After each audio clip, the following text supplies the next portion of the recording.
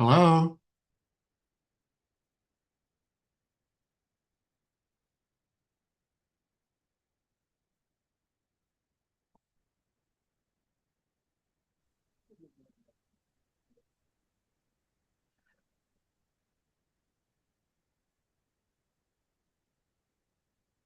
Let me know when you're ready.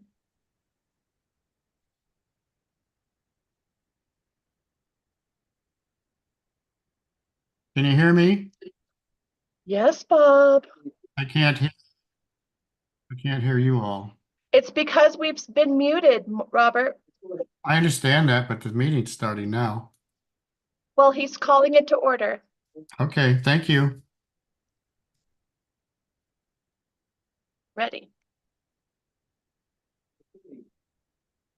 Everybody, this is the regular HARC Commission meeting, April 16th, 2025 at 5:30 p.m. Into your, Bob is shaking his head like he can't hear you. Would you speak into your mic? Bob, can you hear me now? Much better, thank you.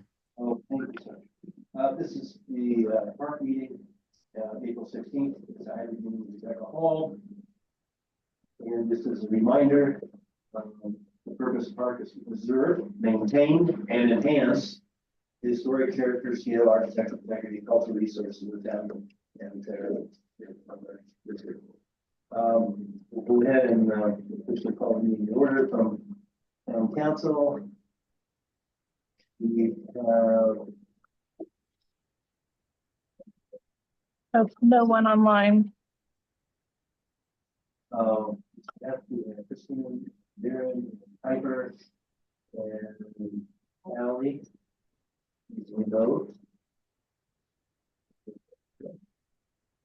And we'll have the board roll call, it's basic, of course, I will go. All those. Yes. Andrew White. Bob Mather?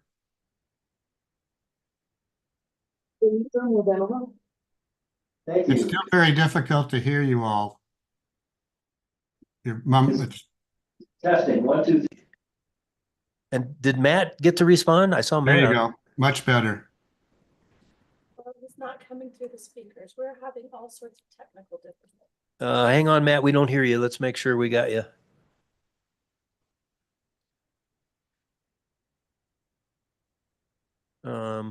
You want to try it, Matt? Test. He looks frozen now.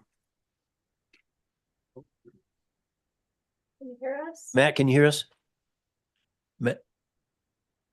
I can't hear them. Okay, we can't hear you. And I'm not very good at sign language. My 6-year-old has learned it. Just for sport. I don't know why.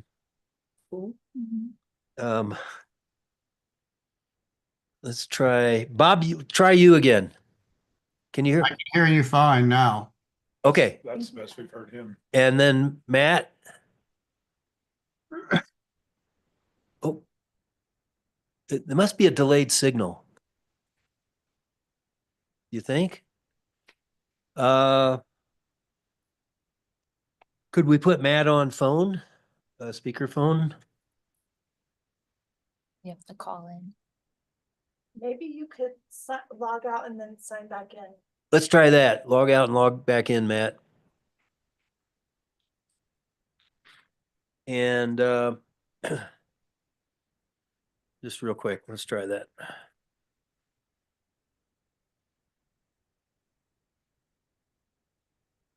It did seem like there was a little delay if you watched him. Didn't hear him at all. No.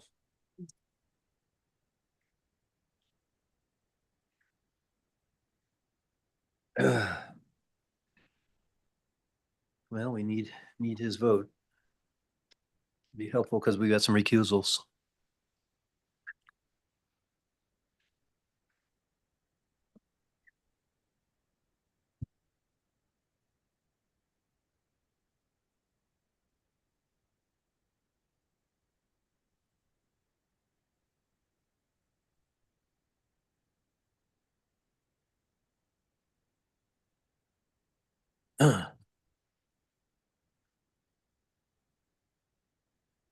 Bob, I like the tile in your bedroom.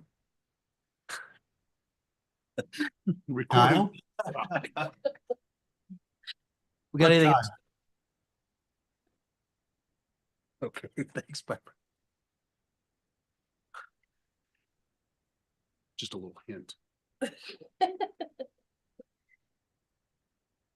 Here he comes. Matt, can you hear us now? Hello, Matt. I think Oh, what no. he's saying is he can hear us. Not logged on with audio. I'm just showing the icon for his video, so he doesn't have any audio going. Could be his earpods. Dear Bob, it's more than likely on that. Yeah, it's. Yes, phone call. He's on a phone. There is no, oh, okay. Yeah, we have it. Well, we have a number. 3326, I'll ask it to unmute, but you'll have to do the pound on the star. Yes. Yeah. So if you're out there, 301-715-8592. Can you guys hear me? There Hey. you go. Yes. Been on my phone this whole time. I can hear you. So you just haven't been able to hear me. Okay, there you go. All right. We're glad to have you. All right, let's go with the approval of minutes. Do we have a motion for March 19th minutes to be approved, please? I'd like to make a motion to approve the minutes. I'll second. Stacy, yes? Mark, yes? Nope, Matt's next. Oh, Matt, go ahead. Sorry. Matt, yes. Mark, yes. Bob, yes. Andrew, yes. Okay. Sorry. Okay, and I will make a motion to approve the HARC chair meeting minutes of March 21st, 2025. On the correction to the HARC meeting of December 18th, it wasn't readily apparent when I went through what that correction was. I can Before we just- have a motion. I can describe that. So there was a vote to continue the appeal hearing for 129 North Aspen. It should have stated that Matt Lee seconded the vote, but instead it said that Oh. Mark Shambaugh seconded the vote. And so looking for an amendment to correct the minutes to read that Matt Lee seconded the Okay. vote, please. Thanks. The draft minutes that you have are the corrected version, right? Yes, So you and can just, Okay, uh, we have a motion to approve the 18th. Mine was just a question of clarification. I haven't provided them with the revised, so I'm asking them to Oh, approve the amendment. But that's good enough. Yes, Uh, thank you. can we have a motion? I'll make a motion to approve the minutes, Corrected minutes. corrected minutes. Matt, Thank you. I will second. Stacy, yes? Matt, yes. Mark, yes. Bob, yes. Andrew, yes. Anything else? The HARC chair minutes? I did. Gotcha. Okay. Staff announcements. No announcements at this time. Okay. I just have a question. In May, we had a small chat. Are we still good to have on the wayfinding, a presentation showing per our strategic planning items, the properties that might be represented? Yes, so we are going to have a wayfinding work session with HARC, quite likely at the May meeting. If not May, then June. I believe it will be May. So you'll have the opportunity to provide input on the design of the signage, et cetera. Lindsay will be joining us for that meeting for the work session. Could I ask you to come with a list of the proposed? Yes, Okay, absolutely. good. Thank you, Kristen. Okay. Sure. Any public comment I have on a question. non-agenda? Oh, go ahead. Question? Mark, I have a question. I'm curious, are we going to see meeting minutes from our retreat anytime soon? Yes, you will see them at the next HARC meeting because you will need to approve them. Okay, thank you. I am going to be referring to several of the 7 action items from that meeting and tonight, but I'll read what they are since you don't have them. But they were relevant for at least 2 projects probably. Public comment on non-agenda items this evening. Anybody out there would like to? Non-agenda items? No? Okay, then let's move on to the business at hand. The first public hearing is the STG. Do you want to read the, Oh, process slide. Thank you very much. Thanks, Darren. As far as the process, so the public is reminded, the HARC chair introduces the project, staff gives the presentation, and then answers HARC's questions. The applicant will then give a presentation we ask to be 30 minutes or less. The public, and if it's a continuation, you can just go through, as always, go through the conditions. Don't need to start over. The public is then invited to make comments, and we ask those comments to be 30 minutes or less. There's no dialogue allowed between the public and the applicants and HARC members. The applicant may address them and rebuttal any public comments, and then the public comment ends and HARC begins deliberations and votes. Thank you. Okay. The STG residence is consideration of a minor scale application for an addition in the residential zone district located outside the THLD that will increase structure's floor area by more than 25% and result in a building which will contain more than 1,000 square foot, but less than 2,500 per land use code 7203B1B2. Slot B, block 27, Telluride edition. Address is 625 East Colorado. It is in the residential zone district. Jess Stevens and Stephen Ballard are the owners. Applicant D'Alba Architects. Staff member Darren Candelaria. All right, thank you, Mark. So this is a consideration of an elevated minor scale application at 625 East Colorado. The proposed project is an addition to an existing structure. This existing structure is designated as non-contributing with qualifications. This structure was initially located within the Telluride Historic Landmark District, but was previously moved outside of the district to its current location. 625 East Colorado is in the residential zone district and the east and west Telluride treatment area. The first condition is to reduce the size of the addition and shed roof to be more compatible with the existing historic structure. Staff finds the proposed addition overpowers the existing structure with its large size. Condition number 2 is to revise the slope of the shed roofs to a slope that is more typically found in Telluride. There are 2 shed roofs that are proposed both at a 312 slope. This low of a slope is not typically found on a primary structure or a shed. Condition number 5 is to revise the mounting of the proposed skylights to be flat. The current proposal is curb-mounted skylights. Condition number 4 is to reduce the size of the window groupings on the eastern and southern elevations. The proposed groupings on these elevations are not typically seen historically. And though there are divisions, there is still a large amount of glass. Condition number 3 is to reduce the front porch encroachment in the front yard setback. As you can see in the photo on the left, the proposed front porch encompasses the majority of the front yard. Condition number 6 is to revise the siding on the north elevation. Corrugated metal is the proposed siding material. This is not an appropriate material for a primary structure. And finally, condition number 7 is to revise the height of the proposed stone veneer. The proposed height of the stone veneer is over 5 feet. As this veneer is applied in a manner of a foundation material, the proposed height is not something typically seen historically for a foundation material.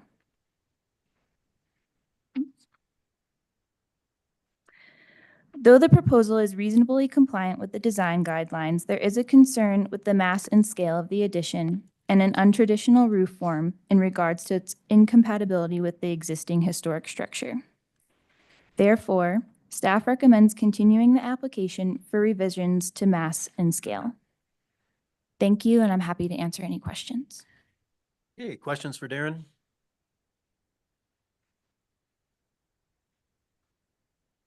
Okay, thank you, Darren, and we'll go ahead and hear from the applicant. Please read your name in the record and then you've got the floor. Great. Bob, can you hear me? Yes. Fantastic. How you Hey, doing, Adam? Adam? I'm good. Good to see you. Adam D'Alba with D'Alba Architects. Thank you, Darren, for that introduction. Thanks, HARC Board, for hearing this project today in front of you. So yes, this is the STG residence. I'm going to go ahead and pull up the screen here.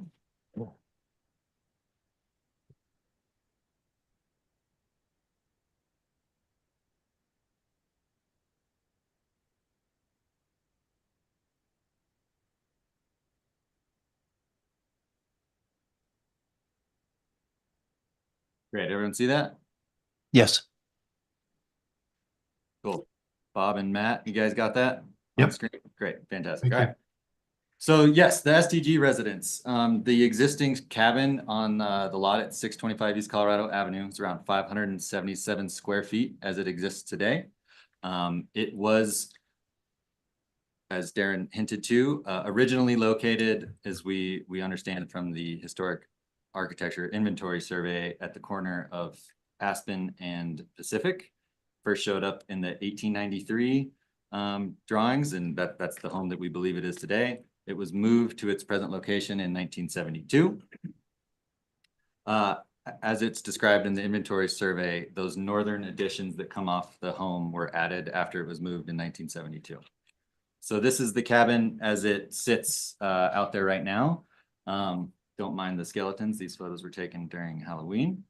So this is down here in the bottom right is kind of the additive additions that were added after its move in 1972. So a little intersecting north-south gable along with a shed roof off on the northwest corner. And then here's that streetscape coming, the primary view, the south elevation off of Colorado Avenue. So kind of, again, just trying to highlight what was historic and what's non-historic in the 3D aerial here. Kind of just as-built drawings. So the area that we're proposing to remove from the existing structure is around 220 square feet. It's on that north side. You can see that kind of highlighted on the mouse route. On the north side of the structure and in this area here. So our proposed addition, one of the primary goals for my clients was they love this historic cabin. They bought it in, I believe it was 2014, and it became their primary residence shortly thereafter. Both Jessica and Stephen, they absolutely love it. They like the funkiness of it. They've been living with it and really enjoy it, but they're at a point in their lives where they'd like a little more space. So our goal with our development was to respect that true existing primary gable form. We did a few moves to try to accentuate it a little bit. So we removed the addition that continued the west wall plane all the way north. So we've reestablished that corner of the gable on that west elevation. And I would really like the HARC board to pay attention to this streetscape, because I think this tells the best tale of the mass and scale of the project. We went through a lot of design iterations, studying roof form, studying massing. We purposely set that second story back, obviously, to respect the cabin. And we've done what we feel is a pretty good job at getting this to feel like a respectful addition to the cabin. It's set back from that, completely set back from the gable form. So the south wall of the second floor of the addition is past the drip edge of what would be the east-west gable of the historic structure. Its mass and scale fits in nicely in the context of the neighborhood on the 600 block of Colorado Avenue. And, you know, recognize that at a lot area of 2,623 square feet, our site coverage and our floor area is small. This is a modest home at 1,891 square feet of floor area, right? So it's not a very big structure. We're adding an addition of 1,319 square feet to the existing structure for that total floor area of 1,891. So in the context of the neighborhood, the roof forms, mass and scale, this drawing is just highlighting in the neighborhood a few additional projects that have low slope roofs. There's several with flat roofs. So the project that's north of us across Shadow Lane on the corner of Columbia, it has a flat roof. The home at the corner to the west has two 12 shed roofs. And then the project, which was done by Tommy Hines, Stacy may recognize it, 609 East Colorado has a 312 shed roof coming off the north side of it as well. So we tried to play in some context to our development. There are other shed, obviously dormers and roof slopes like that in the neighborhood as well. These are some other highlights with 412 shed roofs coming off of primary structures. So I wanted to highlight this image. This is in the east-west treatment area. It is the Gold Run development. It's actually referenced in the introduction of the east-west treatment area design guidelines for some precedent on the roof form. And there's a substantial number of homes with primary gables with these wall-to-wall, you know, exterior wall to exterior wall shed roofs coming off the gable. That was one of those elements that we took as a cue for our project and our shed addition coming off our additions gable.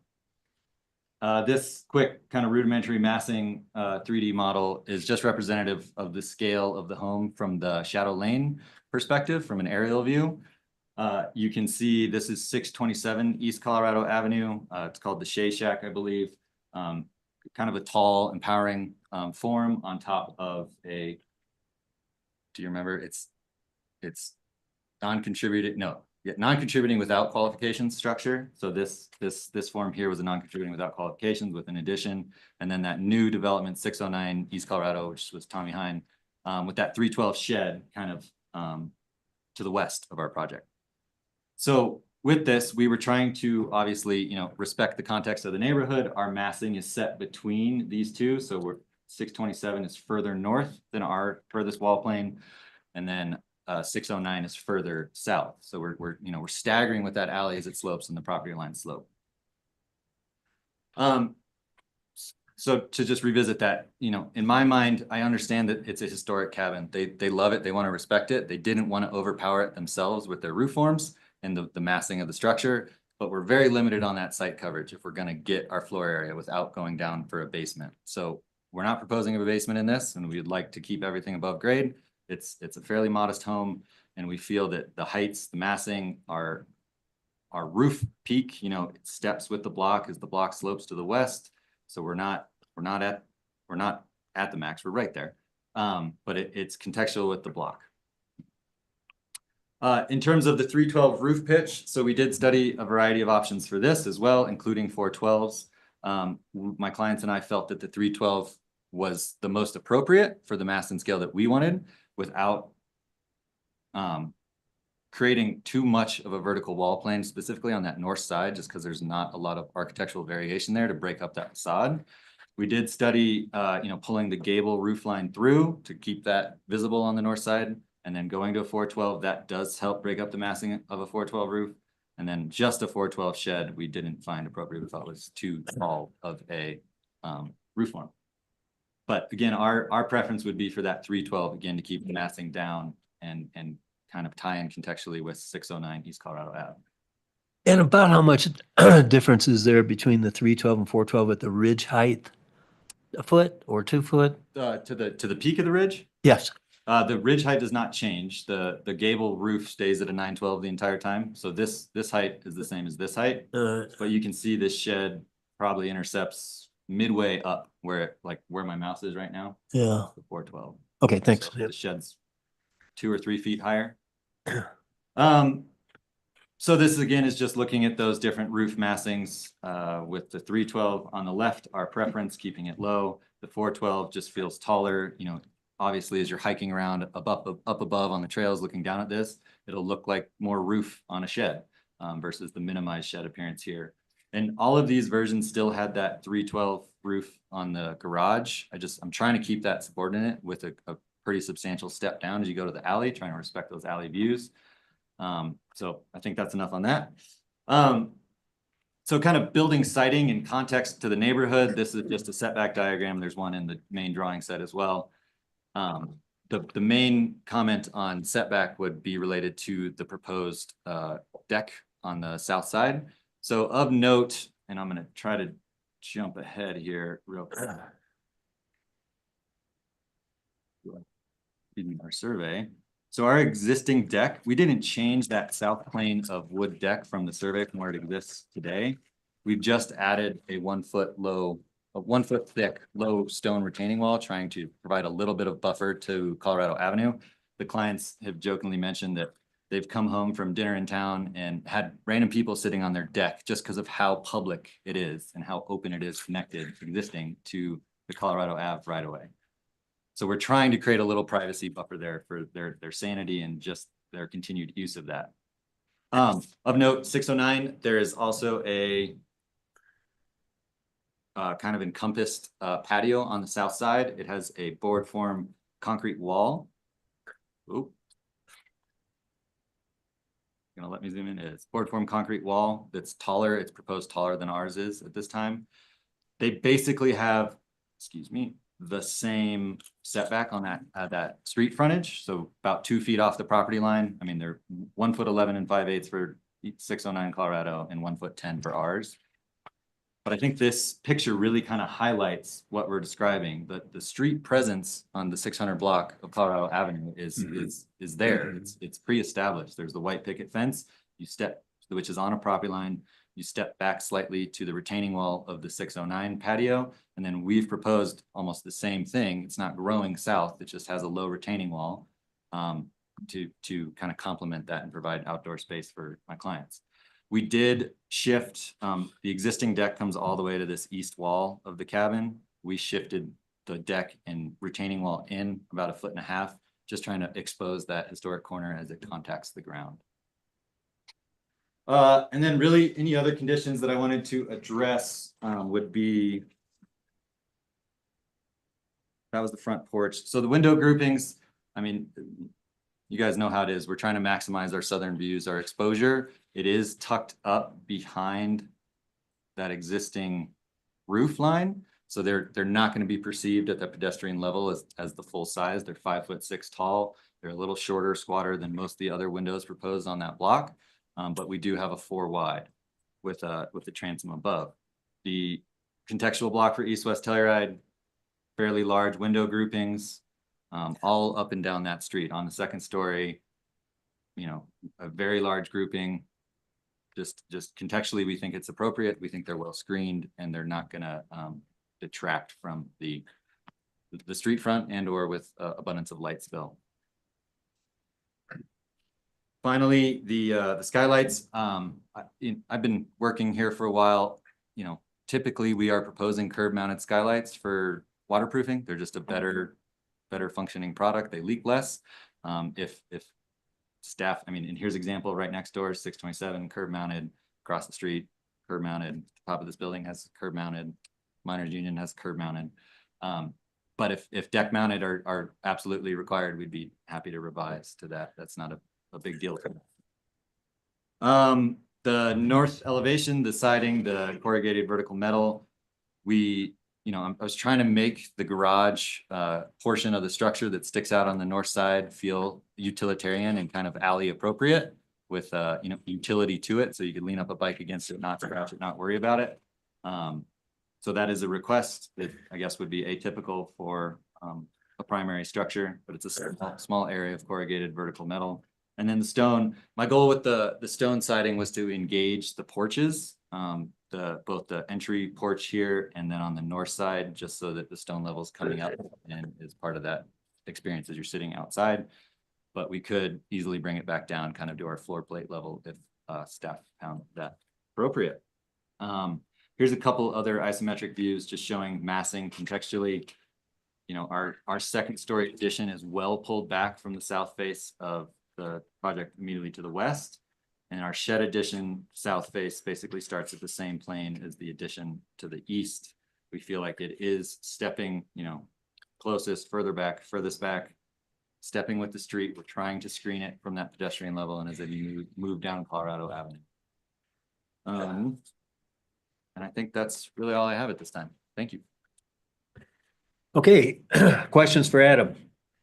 Yes, Adam, how tall is that stone fence from the ground up around the deck? My retaining wall? Yeah, your retaining wall around the deck. 3'2" from grade where it meets grade. Okay. Oh, go ahead, finish yours. I mean, I was wondering, did you guys study maybe having a fence, but it being see-through? So it's still there, but not being as visually impactful? We did not look at fences at all. We did study a number of deck versions that didn't include with the wall coming up above the deck level. That existing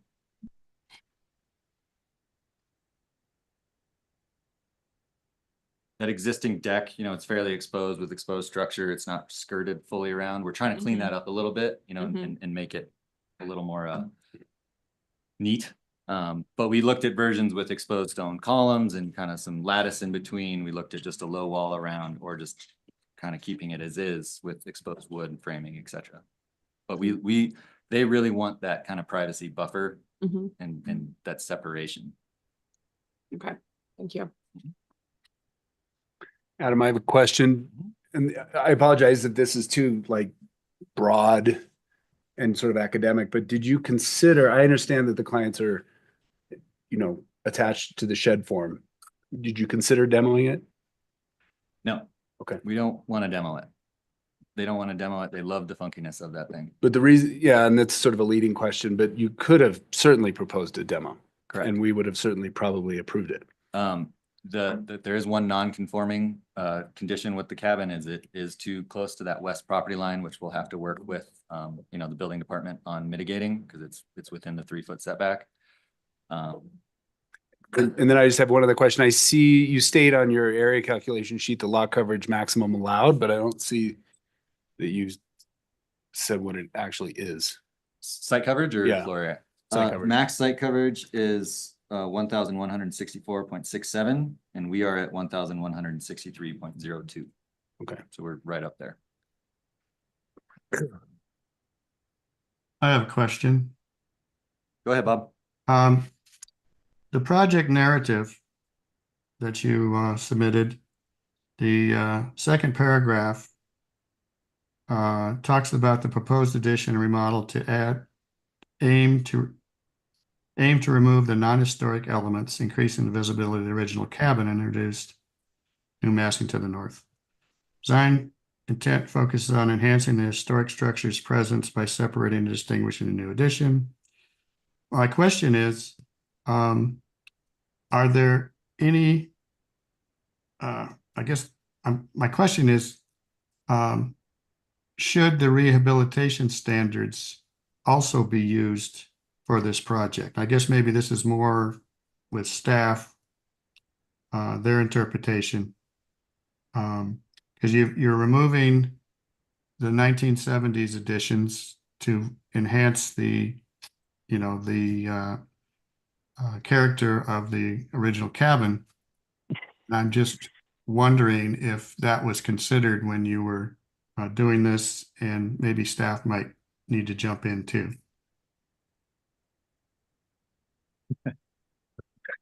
Hi, Bob. We did consider the rehabilitation standards, and Kristen and I actually went back and forth on this a few times.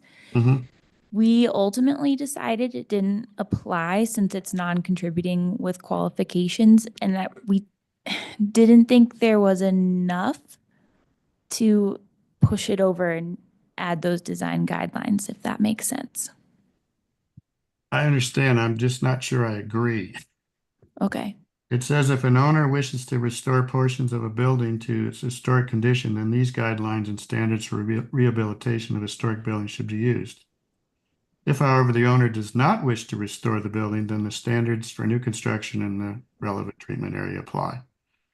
And it just seems to me they're making a very strong effort to bring back, say, the original cabin without the 1970s additions. And in that case, there would be some more teeth, I guess you would say, for stepping the addition back, creating a connector, et cetera, et cetera.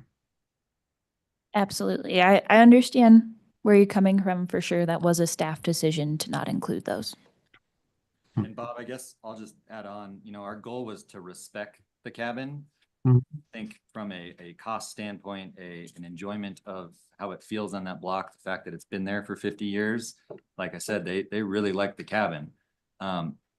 We all agreed during the design process, we could provide them a better new home if we removed the cabin completely. That wasn't obviously what we wanted to do. We're trying to respect it. We're trying to highlight it. We are making changes to it and an addition. But it, I guess that's a hard one to answer. I'm hopeful that they don't get applied because they're more restrictive. But hopefully you can understand where we're coming from.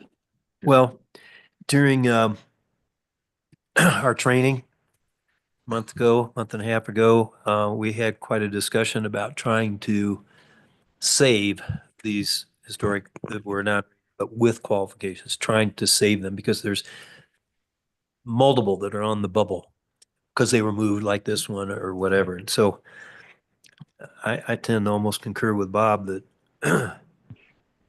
with respect to that, I don't know. Well, let's see what other questions there are because I have a couple other questions, but I think Matt had some questions.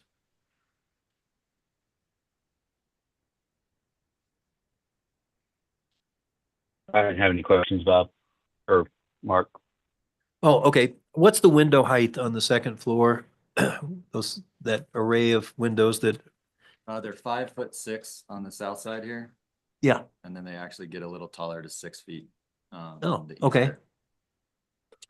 And regarding, by the way, I appreciated not just the photos, but the arguments about the context of the neighborhood. I don't think that's an issue.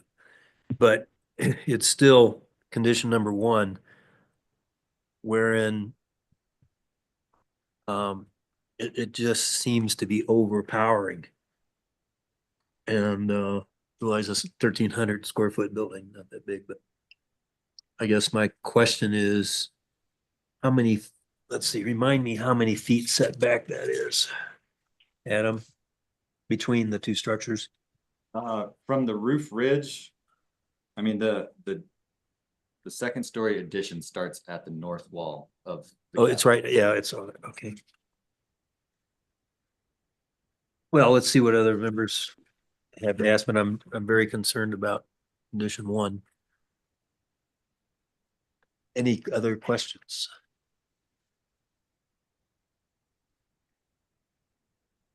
Well, before we lose you, because I hate that, if I'm walking in your shoes, then we start deliberating and then you can't talk. What else have you considered with respect to condition one, which means length, width, and height? The word size. Well, since the staff memo was issued, I have not had a chance to study alternatives. The stuff we presented was all pre HARC meeting, things Yeah. we considered in the design process. Frankly, I see it as a challenge to get the program area my clients want if we have to move that second floor addition further back by kind of implementing what I'm assuming you guys would be recommending, which would be like a connector element. It just becomes kind of circulation space, which eats up that precious site coverage, which we don't have a lot of in this case. Well, unless you do a basement like your neighbors. Correct, but that feasibility wise, you know, how many more millions of dollars does that add? The complexity, the challenges, dewatering, et cetera. They don't need that space because they hopefully can get it above grade. The basement just adds a very large financial burden. And is less attractive, I obviously. think we're all aware of that. Most people have basements, but it's expensive, Yep. but not millions. But anyway, okay. So no questions. I've got a question now. Okay. That popped up a question. Hi, Matt. Adam, why is the addition raised as much as it is? That's really relative to the water level and then trying to fit, because we have limited floor area, a mechanical systems in a crawl space. So the crawl space is slightly taller than you typically would see probably. It's around 5'6" in there. Wow. Because we have to fit our mechanical equipment downstairs, down in the crawl Or space. it could go somewhere else. Yes, if we remove program from the. So that'd be floor. 5 feet in height. The crawl space is, yeah, the existing crawl spaces are right around 4'8". Okay. Joist to top of dirt. Okay. Any other questions, Matt? Last question. It's a- That front terrace, is Mhm. that historic? Is the deck? Yeah, the deck. No, right, I it's don't, not, I don't right? assume the deck is Yeah, historic sorry at all. about that, but No. yeah. just- last question. Okay. Let's hear from the public.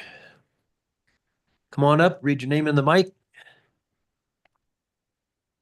And if you're online, please electronically raise your hand. And seeing none, I've got someone who just turned on their video, but they have not raised their hand, but they're trying to. I'm gonna ask them to Clients. unmute. yeah, unmute and raise your hand if that, whoever that is. Steven? That's my client. Oh, the client. You're unmuted. Okay, great. This is Stephen Pollard and Jessica Stevens, the homeowners of 625. I think Adam did a great job of presenting our thesis and our ideas. If I wanted to add anything or echo, it would be adding 1,300 square feet is a fairly modest addition to our home and our structure. It fits in nicely with our neighborhood. Not all the homes on that street do have basements, so basement isn't necessarily a viable option, including 627, which was just renovated to our east. And our goal and our love for this home we've lived in for over a decade is to keep as much as we can as it is. That's why we didn't go down the path of saying, let's just tear it down, because we love the cabin. It's a gathering place in our neighborhood. Our front deck is a gathering place, and we're trying to maintain that at the same time, give ourselves a modest amount, 1,300 square feet of additional living space for us and our son to be able to live in. So I would just ask you to take that into consideration as we go forward here. I just also would like to add that the decision not to build a basement was not entirely financial, but also environmental. And we watched a house 1 block east of ours pumping water for 2 years underneath the road and into the river, creating a sound disturbance in the entire neighborhood. And so in addition to the cost situation with not wanting to put in a basement, I personally have really strong environmental reasons why I do not want to put in a basement. Thank you. Thank you. HARC is the public cutoff, yeah. Oh, no, go up to the mic and read your name in there, Dave. Right over there at the podium, yeah.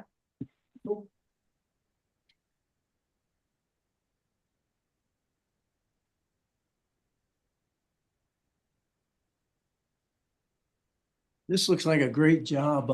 I remember when Bob Hitchman bought this cabin for about $10 and dragged it across town from the west end of town over to here. And to break up the mass and scale of that wall of Victorian is just great with this little shed out there in front. I think it's just really adds a nice touch to the whole street scene. And yeah, let's see. I had another question. Do you know when this cabin was built? It first showed up in the 1893 Sanborn, so we. Okay. Okay. Okay. And it's what? Go ahead. No, go ahead. It's contributing with qualification. Non-contributing. Nothing. With Non-contributing. with qualifications. Okay. Okay. Okay. I really like the project. Thank you. Sir, could you please state your name for the record? Yeah. I'm Dave Peterson. Any other public comments? Seeing and hearing none, we'll go ahead to, well, it was your own client. Okay, no rebuttal. Let's deliberate.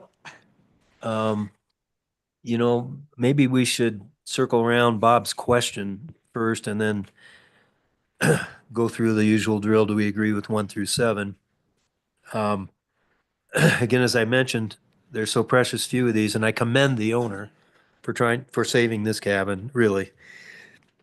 And we want to try to work through this, but I, for one, kind of agree with Bob or agree with Darren and staff that the size of the addition and especially the height and knowing that there's a 5-foot crawl space, and again, it's not our business whether they put a basement or not and pumping issues, but I think 4 or 5 foot lower could ease my concerns, and maybe slightly narrower. But Bob, why don't you take off with this since you brought it up? Well, I just, when I read through the project narrative, it just jumped out at me that they're doing more than a remodel here. And when you read the introduction to the rehabilitation standards and the definitions, as I read it before, if it's the owner's option to restore portions of a building, then these guidelines and standards apply, which typically would mean you'd have a connector. That building would be set back, it would be stepped back more. There are in East-West Telluride number 20, there's more than just the intro and C that I think would almost do the same thing. And so I have a proposed change, either change the number 1 or add number 8.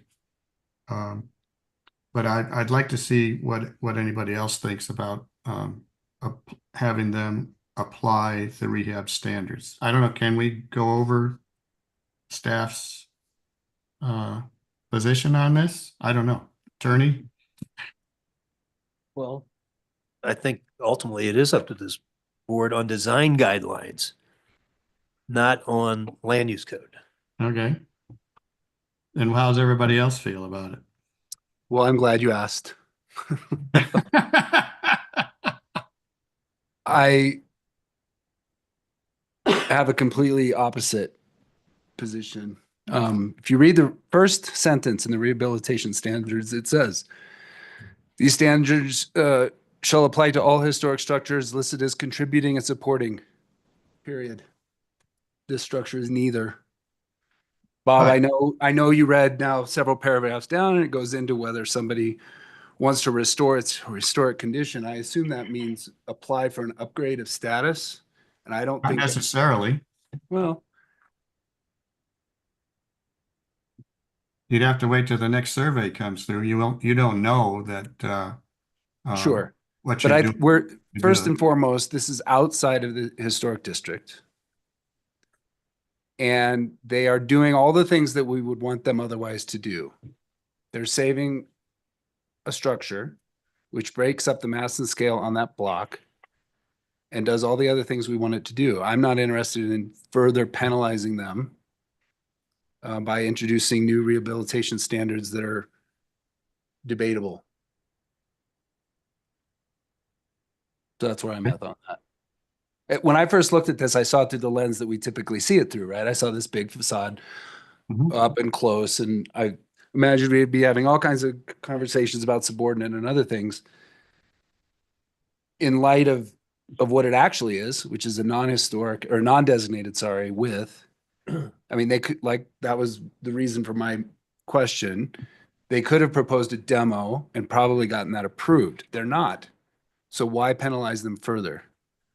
That's, again, where I'm at. Okay, well, my only answer to that is the discussion that we had at our training where we should make an admission. And it was stronger than that word to try to see if we couldn't get some of these places to perhaps. Be careful what you Be wish for. salvaged. If we push too hard, No, I mean, tear it down. no, that's fine. And if, I'm not saying they would. and I totally respect and understand that it is their choice, but I don't know that we need to really argue about the rehabilitation standards because of the first 2 sentences are so strong. However, I think that there's also in EWT, larger building may divided modules, historic proportions of height, width, and depth are very important to be compatible. And basically, the overall respect for a structure that does have qualifications, and if it wasn't for the fact of being moved, might have had a chance of being rated, but I don't know why they moved it, but we're here and now.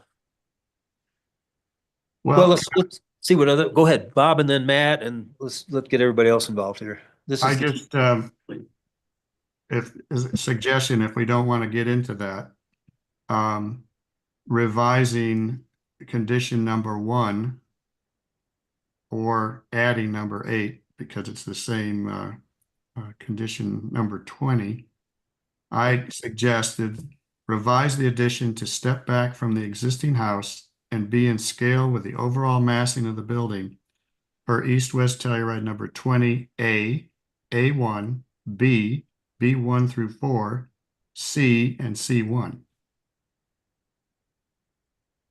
I think there's ammunition there to suggest that that there's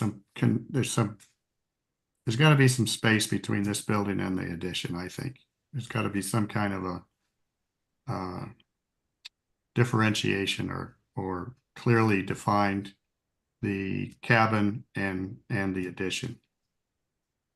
Don't have to be a lot, but I think they need to do something. Yeah, I don't think it needs to be the normal amount. Like Stacy said, it's not in the historic residential zone, Right. but some, I don't know how that'd be. Well, let's see what we've got here with everybody. Matt, would you chime in on this mass and scale or condition 1 in particular? Sure. Yep, I will. I understand your sentiment, Bob and Mark, but I'm 100% with Stacy on this one. This applicant could have come in and asked to demo this structure, and I appreciate the fact that they are keeping it, that they are, you know, the pieces that they are touching have already been touched. In theory, this addition could be torn down in the future, and this house could stay intact. I appreciate what they're trying to do. So I have a whole bunch of other comments on the conditions in this project, but I think the big picture is I agree with Stacy. I don't think they need to add a connector to this project that will severely handicap their square footage availability here. So that's kind of the big picture. And Okay, I'll so come let's back to my other comments once others say something. Yeah, let's resolve this because the others can go pretty quickly, I think. But one question, if this was 5 feet lower, would you support something like that? And they can figure out where to run the duct in the walls, et cetera? Rather than I think lowering, I think the fact that it is so tall, the crawl space is so tall to be able to absorb some mechanical equipment, which should be fairly minor for this size of house, it is a bit of a stretch. I think the house could be lowered if that helps to bring you and Bob sort of on board. If you look at the streetscape that's out on the screen, the house fits very nicely into the scale and the cadence. So I don't think from a streetscape overall mass and scale, it really needs to be dropped. But I will say that raising the addition so much just to make a mechanical room in the basement seems like a lot of effort on the height and the mass and scale. Okay, and Adam, could you put that 3D rendering south exposure while we're talking about this, and let's get input from the 2 other board members here, Andrew and Elitza. I'm with Matt and Stacy as well, as far as the rehabilitation standards go. And also, I think if you lower it 5 feet, I'm just sitting here looking at the south elevation, what it's going to do to that living room. You're going to be staring at the top of the ridge line of the historic shed or home. And so I'm building the home. Well, and I think the height is compliant as is, and it's contextual with the neighbors. Having it 5 feet less than the neighbors on either side doesn't serve. That's what I'm saying. Let me get the rest of the board's input, and although we're not allowed, since if it's something new you haven't been asked before, I'm going to allow a question in a moment. But I'd like, so Litsa, are you with Bob and I with lowering the height, or are you going to break the tie here with Stacy? And I'm with Stacy on this. Okay. In terms of rehabilitation. It's not tied. It's 3-2 right now. Well, we can. Well.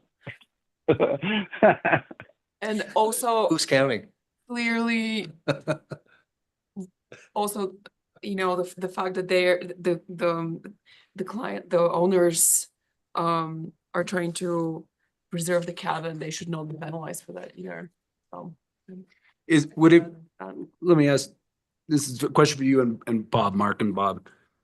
Is it perhaps that front facade is so in line with the existing north wall of the shed? If the upper level stepped away step back, Hmm. would that alleviate perhaps your concerns? They could then adjust floor area to still capture floor area. I understand why a connector on that main level Yeah.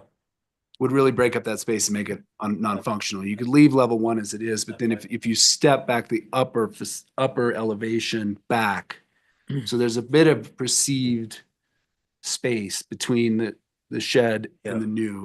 I think that The floor area, the functionality might, we'll let Bob comment. I'm good with it. This is a creative idea. I think you're an architect, aren't you? Anyway. I would, if I could What jump firm in. do you work for? Okay, but anyway, so yeah, leave the first floor alone, step the second floor back. I still think there's some height, and I agree with Andrew.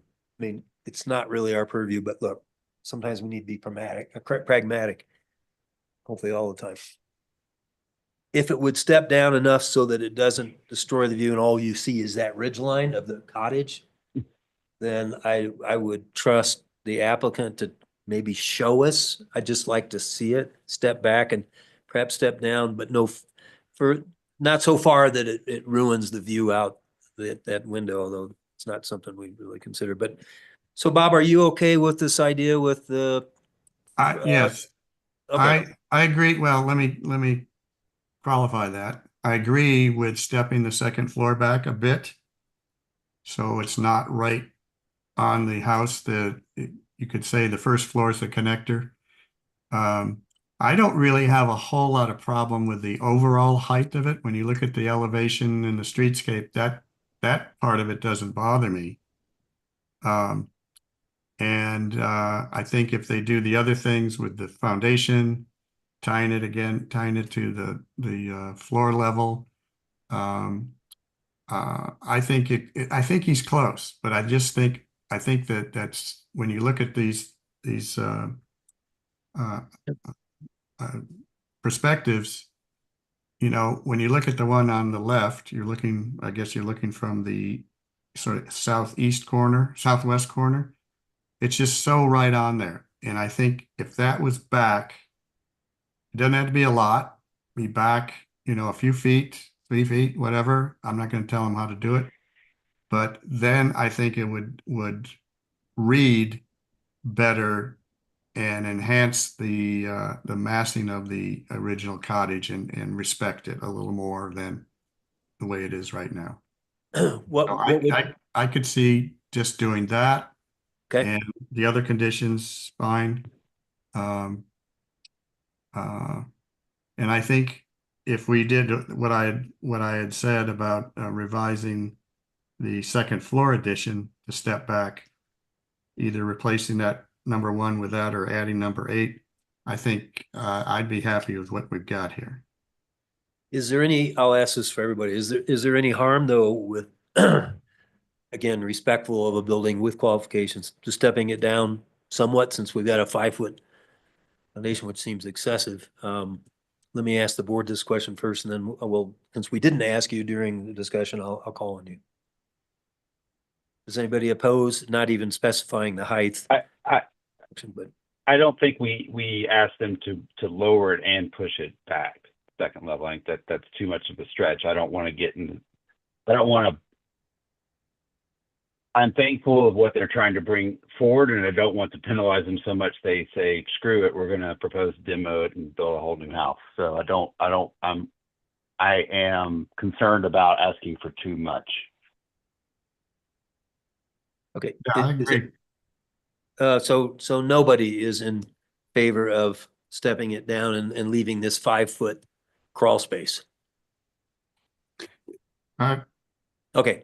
Adam, I'm going to ask Adam because we didn't get to ask you this, so please break in. I was just going to say the addition floor plate is only 2 risers up from the existing floor plate. So a foot, basically, maybe 13, 14 inches, 7-inch risers. So our crawl space is that floor system is only a foot above the existing cabin, right? So it's not 3 feet higher, the floor plate. It's only a foot higher, but we're going a little deeper. I think what we're seeing, and this was, I think, referenced in the memo, it's that stone, the stone comes up high as a wainscot to the sill height, the window sill height. I think if that was brought down, it would make that perceived being on a pedestal. Okay, It would alleviate that. so Agreed. to put number one to bed, we're just talking about setting back the second floor addition as the only, to replace number one with that. Probably could use the EWT 20C and, well, A1 and B, but do we have 2 through 7 discussions? Are we good with supporting Darren's 2 through 7? I do want to talk about two have really a- quickly. Oh, go ahead. Go ahead, Matt. Go ahead, Matt. I have a lot of comments, so let Stacy go first. Okay, all right. Well, when Adam showed the roof pitch examples, I don't mind the 312 shed as long as it's an additive shed. On the south elevation, it becomes part of the elevation. It's a primary form, then it's not just a shed. Can you put that front You're talking north. North model? alley. Oh, yeah.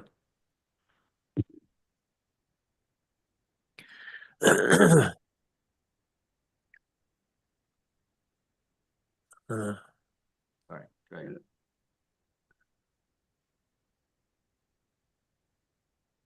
This work, you want the true elevation view? I mean, that one, if you just zoom into that left center or that one too. My thinking is I really did kind of like the one where the eave continue, The gable. the gable continued and the gable form was apparent. But I would like to see a break in that wall plane so that the shed form is a separate form. I know that introduces a jog and it does some things with it actually might work with the layout you have. Well, is this an or condition? Because, Well, I just- or you want to show the other one that he likes? Well, no, what the I'm gable? saying is number 2, revise the slope of the shed roof to a slope that we're typically found. I don't mind the slope as long as it's on a small shed. This, the way it's presented, it's actually the primary elevation. Uh-huh. It's not Yeah. a secondary roof element. It's the main roof element. Yeah. So if that was broken, go ahead, Matt.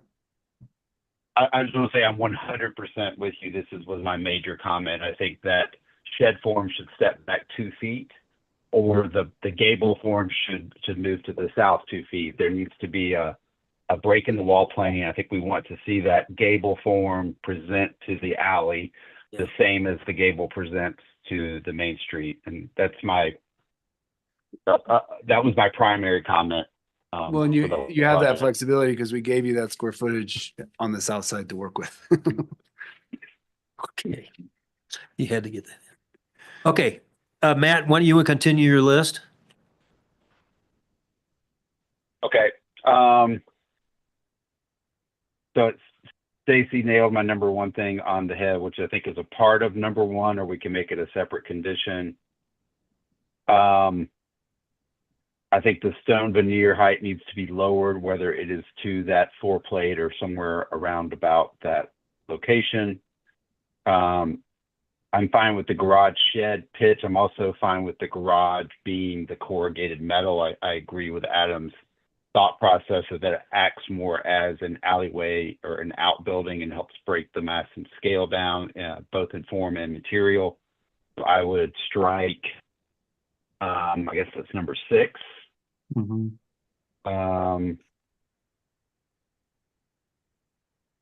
Let me see if I had any, I think with, if we're talking about window groupings on the eastern and southern elevations, I think they're really close, if not compliant. I would say maybe the 4-pack facing south either needs to narrow up a bit or go to 2, 3. But if we're going to, and I'm not sure if we are, but if we're going to ask or require that they move that facade farther back to make greater separation, then I'm not as concerned about modifying the glazing there because it's going to be less visible and more hidden by the structure.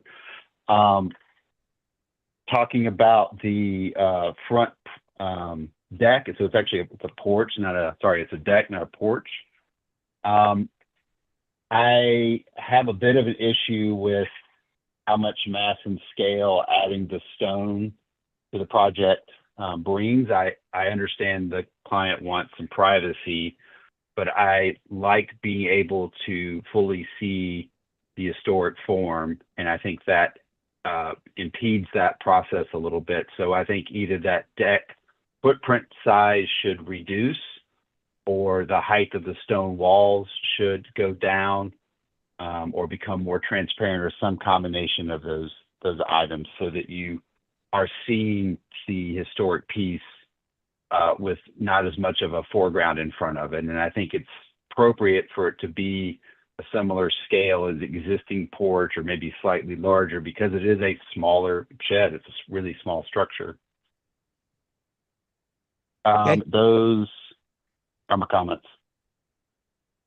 Okay, everybody agree with those comments? Lisa, you good? Yep. I'm good. Okay, so to summarize, number 1 gets changed to setback the second floor, south elevation per EWT 20. You could say intro C, A and A1. 2, why don't we just replace it with setting back the shed form on the west elevation? North elevation. Sorry. What, say that one again? The north. Well, I'm not sure what you would be saying. That's, So number 2, were your words? the current number 2 is about the pitch of Yeah. the shed roof. We're gonna say the pitch is fine Yeah. if the shed form is separated from the north elevation, so that it's not just one elevation. Okay. If the wall plane breaks, right? Yep. Change the wall plane. So that the shed is a shed. Okay. so what would it say, I guess? Are we gonna, well, we're not getting to that point yet. Well, I think we're at that point. So Okay, let's, Stacy, choose the words that you prefer and set back the shed Step from the back north. the north elevation of the shed form. Okay. To break up the mass and simplify, well, or to simplify the massing. Now you have a gable form and a shed form. And they're separate. Simplify. And we can use 20. There's 21, 21's good. 1A4. Provide Thank- articulation in the wall planes to break up There you go. mass and Thank you, scale. Lisa. That's perfect. Yeah. That's good enough. and what about the shed roof on the garage? I don't think anybody had a problem with that, did we? No. No, and she didn't bring it up. No. It says here on the shed roofs, so. Oh, I see. All right, so revise that and then go ahead, Matt. I was just saying, I agree. I had originally my note to change that to a 412. I thought the proportions might be a bit better, but when Adam showed the neighboring project has a large 312 shed roof, I think that's appropriate to leave it as 312. Okay, number 3, we're just going to say reduce the size, height of the wall or porch. I think And- we do both, but change, Reduce the height of the wall and the size of the porch. It could be just, I think it could be either. I don't think they have to do both. It could just say revise the front porch to reduce perceived encroachment in the front yard setback. They could do it. how about reduce the height of the wall and or the size of the porch? Because we're trying to reduce the mass, right? The perceived mass. We're concerned about the encroachment. Encroachment? I'm not so as concerned about the encroachment because I think it's pretty much in line with Neighbor. the neighbor. And that could be still EWT 14D. would we want to though, make it more transparent? We've had that discussion there as well, that it not necessarily be a stone or Adam, could you put that south elevation back up? Big one. I would just like it to be more compatible with the character of the shed, yeah. which is not a stone veneer. It wall. seems too formal for that shed. Okay. replace the stone. So something more compatible with the shed. Okay. And reduce the size of the porch. For, can we leave it? Yes. Yes. 5, what about deck mounted? I mean, we've seen them both ways, but It's very don't know. specific in the 29F2 that it's flat. All right, we'll leave 5 in, okay? Change that with the neighbors that both have them on both sides. We'll yell at them. No, it's a good question. I mean, it just, I get what they're trying to do. Yeah. And it's really tough to, even though we have a guideline, but when both your neighbors have. Hold on a second. F2, I think it's saying skylight should be flat, not bubbled, not bubbled. Oh, yeah. I don't think this is It's talking not the about, should mounting. it be on a, well, it does say a curb is required. Yeah. Look, mounting this thing on a curb is so much more superior in terms of water and leaking. I mean, I don't want to force someone into a situation where they have a leaky problem forever. Okay. I think flat, I really think flat means they shouldn't be bubbled. Domes, Yeah. they should be flat glass. Delete 5? I thought that was curb versus flat mounted. I don't disagree with Stacy on allowing it, but I don't think it means a bubble. I don't think it means bubbled either. Skylight. I think it's the way it's, Okay. but are we okay with the curb mounted shown and not making it flat, that as Darren recommended? Yeah, I'm fine allowing curb mounted skylight. I am too. Okay, 5 and 6 Especially is on that 312. And then 7 we leave, right? Just reducing the height as we've done traditionally. Okay, who wants to make this motion? Yeesh. We have somebody in the audience. It looks like he's You gonna, took the best notes. oh my God. Here we go again. Okay. I'm, hey, Adam, are you gonna be able to make the 16th with these drawing changes, which means you have about 10 days? Or do you want to go to May? Or excuse me, to June? Go May. It's 24 hours in a day. That's to May what? It doesn't say here in the memo. May, at that date.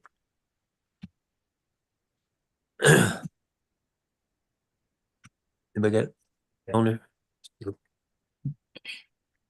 May, I believe the 21st. May what? 21st. Yeah. 21st, yes. Okay, here we go. I move to continue the proposed minor scale new construction on 625 East Colorado to May 21st, based on the findings of staff memo dated April 16th with the following conditions. Number 1, replace it as follows. I'll accept friendly amendments.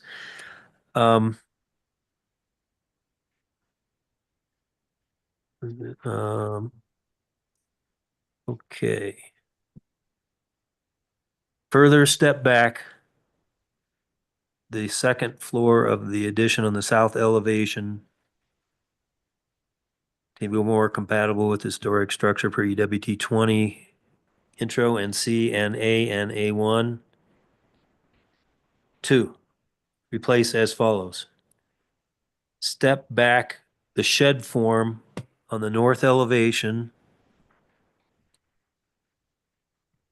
with a change in wall plane per 21A4. Delete 3 and replace 3 as follows. Reduce the size of the porch and replace the stone wall with something more compatible and respectful to the historic shed per EWT 14D. 4 as written, 5 and 6 deleted. 7 as written. This motion is based on evidence testimony provided, public hearing held on April 16, 2025. Notice such hearing provided as required by the Telluride Land Use Code, revising these plans, incorporating the condition of approval shall be submitted within 60 days or it becomes null and void, and the rest is written. You don't have to read that part. That's just for an approval. So, any amendments first before we have a I have second? a small one. I have a Okay. small one. Number 3, would you consider changing the word porch to deck since it's not a porch? Yes. Porch to deck. Thank you.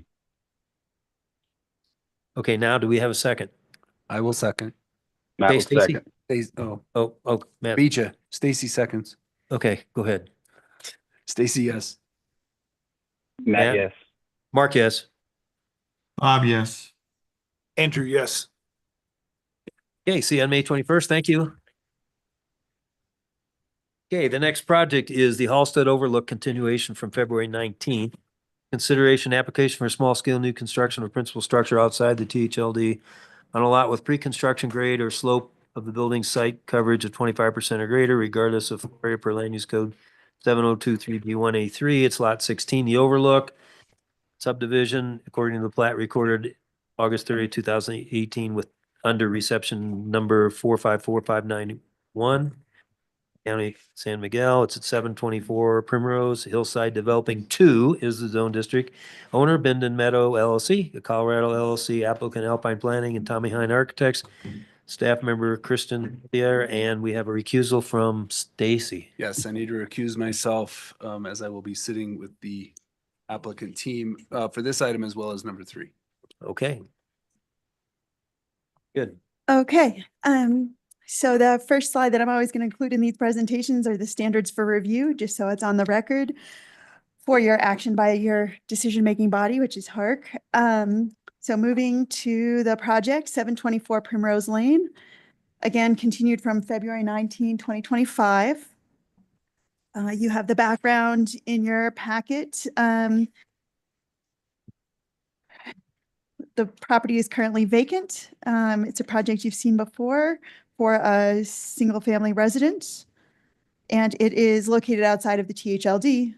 There are no rated structures in the immediate vicinity. So I first want to just start out with a few land use compliance notes that your decision-making will impact. So the revised plans that came before you eliminate the one-car garage and propose a single covered carport and replace the original single covered carport and adjacent uncovered parking space with a double covered carport. So since the revised proposal shows all 3 parking spaces as covered, which previously it only showed 2 parking spaces as covered, if approved, this would increase the maximum allowed site coverage from 40% to 50%. The original site coverage was 36%, 2,753.9 square feet, and the revised site coverage is 42.1%, which is 3,200 square feet. So in addition, and this will come later as well, I'll speak further during the design guidelines, the revised double covered carport increases the perceived massing of the project with a shed roof that spans both parking spaces now in combination with the shed roof of the single covered carport. So a return to the original proposal for 1 uncovered and 2 uncovered parking spaces would result in a requirement for 40% max site coverage versus 50%. So the revised proposal would be non-compliant with the land use code by 446.8 square feet and would need further revision if you decide to approve that change that's now being proposed. The additional square footage on the revised plans increases the massing of the project overall. And also to note, in addition, in terms of land use code compliance, in order for only 3 parking spaces to be required, the number of bedrooms will need to be reduced from 6 to 5. Otherwise, 4 parking spaces are required. And the applicant will likely address those items during their presentation. Quick question about that. Sure. So that's always been our board's interpretation, just like yours, of the land use code, that carports count Yes. until 2 meetings ago when staff said it doesn't count and the town attorney said that it needs to stay that way. Carports count for what? For covered? Yeah, site coverage. What I'm bringing up here is not site coverage, but the fact that they are roofed. And so their previous proposal had 2 of the parking spaces that were covered, Right. and that changes the site coverage requirements. Whereas what they brought forth as their updated proposal has 3 covered parking spaces. Well, that's where we were on a project 2 months ago, and I agree, that's how we've all interpreted it, Yes, that it doesn't count. doesn't That count. it does count, excuse me. But then we were told by staff a couple meetings ago, and the town attorney interjected, said that we have to accept the staff ruling, that it, in fact, does not count, Can you AKA clarify the town's project, the Tower House. And isn't that the situation? that what does not count? Maybe Ally, if you recall what that No, discussion was? it's the same, we had a carport enclosed area Okay, on a couple sides. And we were told by staff originally on that project that it counted towards site coverage. But then at the end, it didn't count.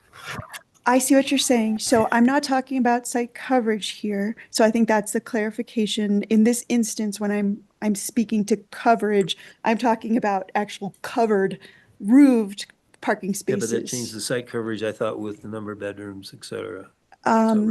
Two separate issues, I guess I would say, in terms of how I'm bringing it forward. I think that's a different issue that I'm not raising here. But I do hear what you're saying. Well, either carports count or they don't towards site coverage. And that's not something that is part of what I'm bringing up in this particular set of points, I guess I'd say. Yeah, and Mark, I think I want to just, so Kristen, I want to confirm because I haven't seen these plans. Kristen, Okay, you did see sure. that the written interpretation from the planning director from that period. Have you seen that, and did you consider that when looking at these plans? What we are, just for clarification, what I'm bringing up here in terms of land use code compliance is the difference between covered parking spaces and uncovered parking spaces and the number of those and how that then just determines the percentage of allowed site coverage. I'm not Okay. focusing on site coverage in this point, but merely the allowed site coverage just based on the number of covered or uncovered parking spaces, which is a different part Okay. of the land use And code. then the point, Mark, that I think I just want you to be aware of too, it's not whether or not it's a carport that determines whether it counts for site coverage or not. There are other considerations. So whether it's enclosed was really what that staff opinion or the planning director formal interpretation was about, was whether or not the space was enclosed. So it wasn't just considering whether it was a carport, but what the carport really looked like.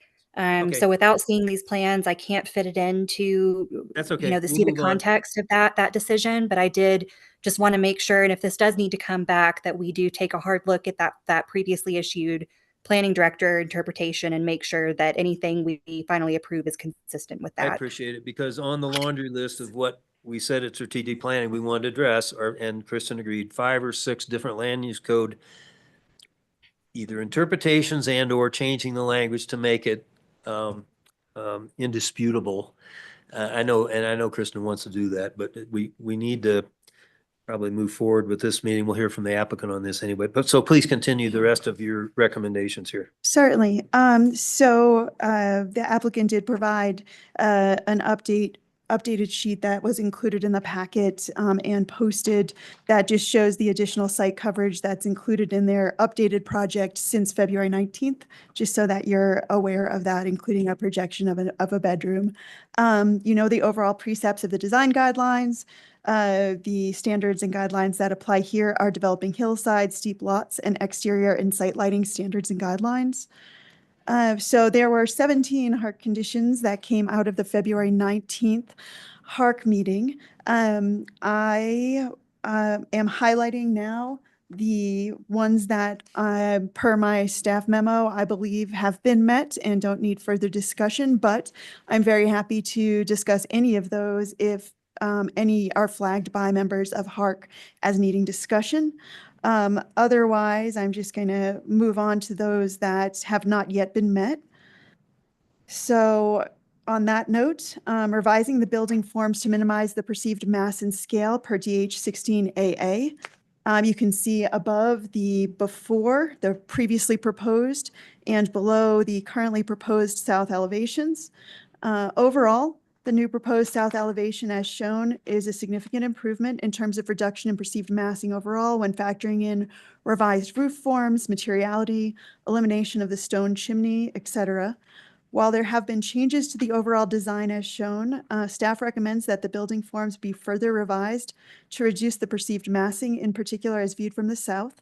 For example, instead of the southern facade of the single covered carport being a solid wall with 2 small windows, as shown on the lower elevation, this could be opened up in a manner similar to the approach taken with the double covered carport. The revised roofs over the single and double carports also add to the perceived massing. So this is just zooming in on that, just so you can see the comparison. I think it's helpful. Again, they did address a number of the conditions that you had requested at the February 19th meeting, which you're also seeing here. Okay, in addition, 2 more conditions that have not yet been met: significantly reduce the level yard from the southeast corner to better respect the steep hillside and natural resources on the site for DH2C and SL4A1. The level yard has been reduced to a certain extent, but still does not fully respect and integrate with the steep hillside context and natural resources of the surroundings. Staff recommends that the size of the level yard be further reduced and that a more natural landscape scheme be incorporated, as described below, and below, replacing the sod with a more natural landscape scheme per DH11A1 and 5. While the amount of sod has been reduced, the remaining area appears to be planted with grass that would create a level lawn. The open flat yard area has not been replaced with a landscape scheme that is rough, natural, and or subdued in character, as encouraged by DH11A1. So those conditions were revised, and I'll get to those shortly. Revise the parking area to have less of a visual impact by reducing the massing per DH13A. So the double carport I've already spoken to, it's redesigned with a shed roof form, which now spans both parking spaces and increases the perceived massing as seen from the south in particular. This is partially counteracted by the elimination of the stone chimney and stone siding and the further opening up and depth reduction of the double carport, which have the combined effect of reducing the perceived massing. But I would still recommend, staff would still recommend that the double carport be returned to the original single covered carport with 1 adjacent uncovered parking space. And the single carport has now become a more enclosed covered carport. It's a solid wall, 2 small windows as seen from the south, and that does increase the perceived massing. So if possible, slightly lowering the height of the roofs or opening up that now flat wall with 2 small windows would be beneficial to the project. And in terms of glazing and windows, one of your conditions was to reduce the size and number of windows on the south facade to reduce light spill per DH23A and B. And while the size and numbers of windows has been revised to a certain extent, staff recommends further reduction of the size and number of windows on the south facade to reduce light spill, in particular on the second story. Another condition was to reduce the size number of doors on the south facade per DH24A, and again, recommendation to reduce the number size to reduce the light spill and glazing. And finally, you had a third condition that was to reduce the amount of glazing on the south facade per ES2A1. I requested from the applicant the exact amount of reductions that they're proposing in their revised plan set. And as you can see, they have reduced on 3 elevations, increased on 1 elevation. So the total previous was 676 square feet, and they reduced that by 16.7 square feet overall. Staff recommends further reduction in the amount of glazing on the south facade, as some of the 17.3% reduction is due to the elimination of the long shed roof form, which resulted in the replacement of 4 windows with 2. So there's really very little reduction in glazing to the south facade overall, and that was something HARC had been looking for. And this is kind of rainy, but you can kind of think through that and see if you feel that further reduction is needed. And again, this is the comparison above, before, below, after. And finally, Another condition from February 19th was to revise the stone to a lighter material on the upper floors per DH 21A. And while the stone on the upper floors of the south facade was eliminated and replaced primarily with steel panel siding with dark gray finish, and to a lesser extent, medium warm stained rough pine barnwood, while the barnwood is stained, it's still a rough material, more appropriate for a secondary structure. So while it's a very limited amount, staff would still recommend replacing it with another material more appropriate for a primary structure. So finally, I sort of condensed the conditions down into a small number. You have those in your proposed motion. I don't think I necessarily need to read them here unless you would like to. There are 5. Perhaps I should read them just so it's on the record. 1, further revise the building forms to minimize the perceived mass, especially the south elevation. Per DH number 16A, further reduce the level yard to better respect the steep hillside and its site's natural resources per DH 2C and SL 4A1, and develop a more natural landscape scheme per DH 11A 1 and 5. On the south facade, further reduce the size and or number of windows to reduce light spill per DH 23A and B, the size and number of doors per DH 24A, the amount of glazing per ES 2A1. Number 4, replace the barnwood with a material more appropriate for a primary structure per D22A. And 5, revise the parking areas to have less of a visual impact by replacing the double covered carport with a single covered carport plus 1 uncovered parking space, and or opening up the southerly wall of the single covered carport and or lowering the carport roofs per DH 13A. Reminding you, this goes back to the very beginning point. If HARC includes the first part of condition 5 above, which is 2 covered parking spaces, 1 uncovered parking space, then another condition must be added, which is to revise to bring the site coverage into land use code compliance, maximum 40% if all parking space is not covered. And finally, the applicant needs to either reduce the number of bedrooms to less than 6 or add an additional parking space for a total of 4 to be land use code compliant. Okay. So that's pretty much it. There are Good. some notes in your memo about public works, things that come later for the building permit process. And staff recommends continuing to June 18th to address the concerns with massing, glazing, and landscape. Okay, good.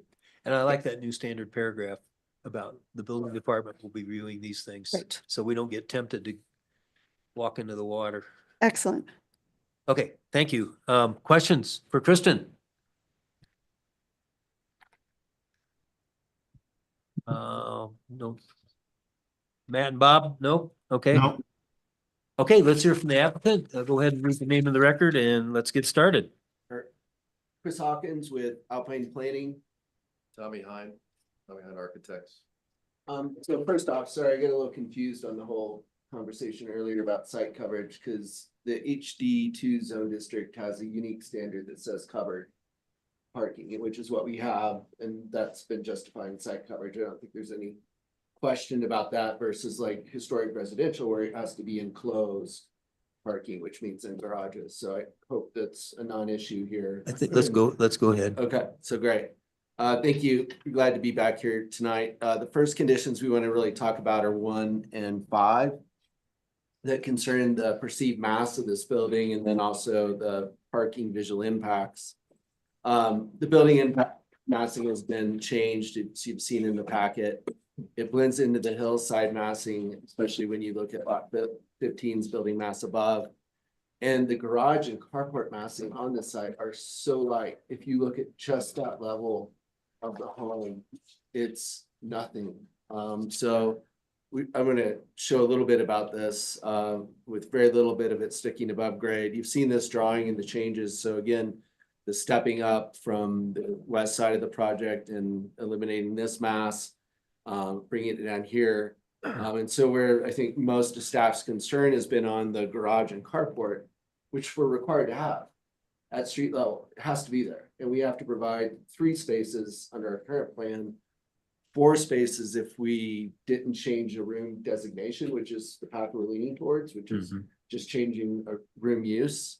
So we have to have a level up there no matter what. And the way the code is set up, it's incentivizing either covering or enclosing parking with more site coverage. And so you know, we're being incentivized on one hand to provide covered parking, but we're being penalized for it and how it's being done. In one instance, we're actually covering it and enclosing it. So this elevation I like a lot because this really shows how low profile it is to the hillside, sticking up above grade, and how it does step up the hillside, clearly stepping up the hillside overall. Of course. This is the street level massing everyone's concerned about. This is it, viewed from the street. It's nothing compared to any other project. It's so light upon the land.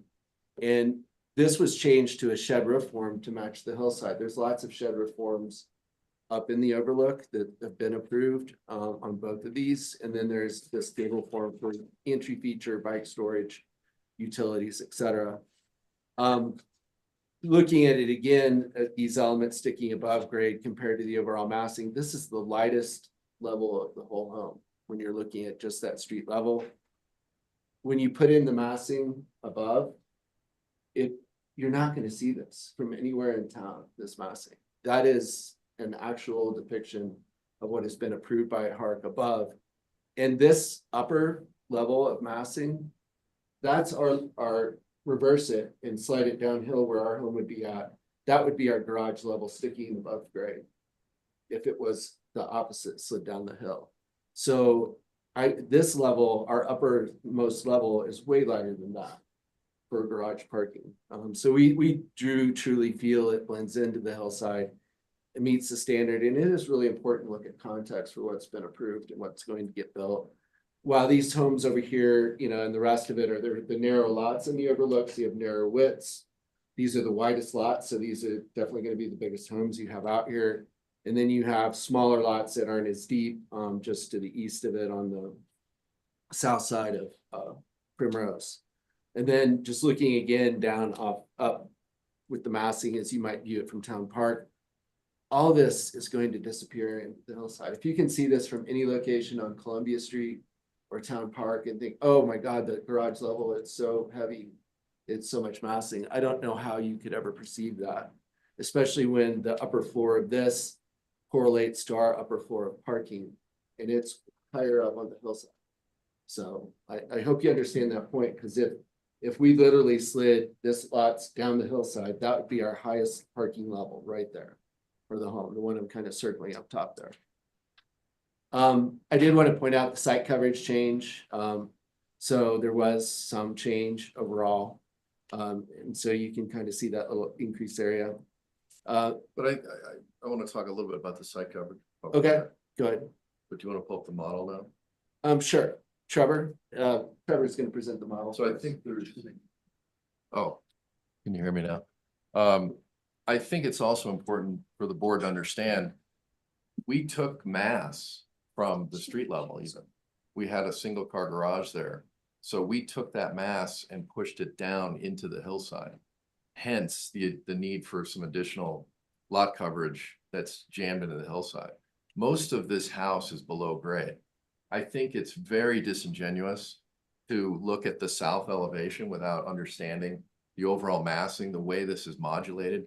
We went back after the last meeting, we redesigned virtually every single form in its composition to comply not only with the HARC guidelines, but to reduce the overall mass. So it's confusing to me to have staff come back and think that there's more mass now. It doesn't make sense to me from the architectural moves we made.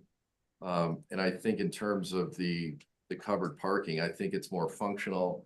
And we looked at it again, and we think these shed forms that flow with the hillside are much more appropriate than the flat forms that we had before. So Trevor, if you want to start rotating around the model just to kind of show this from different perspectives, ideally, you know.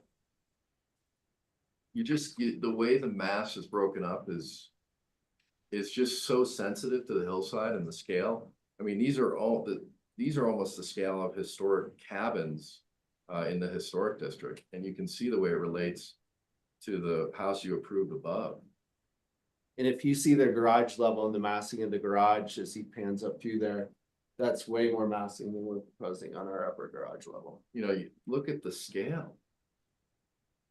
It's even small, it's even less mass than the deed restricted house that, I don't know if that was approved or continued. But you look at the mass of this deed restricted house 2 lots down that gets this bonus volume. And it dwarfs what we're doing, and our lot is twice as big.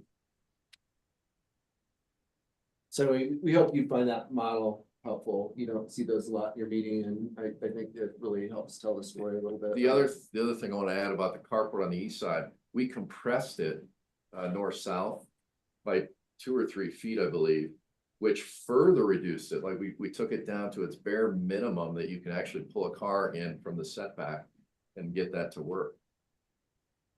And it's a very light element. It's almost like a cupola type element in the composition. And you can really see how most of the house is buried.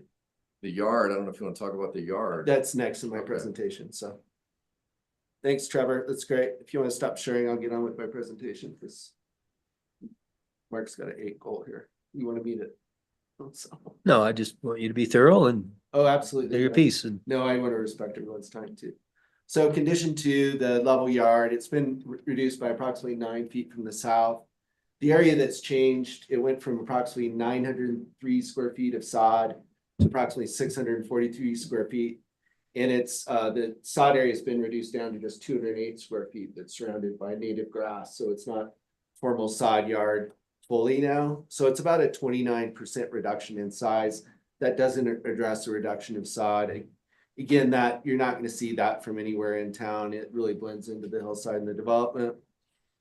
This is the before on the left and the after on the right, and you can see the small kind of. wait a minute, we need to see. Sorry. Sure, it always helps to share. Thank you.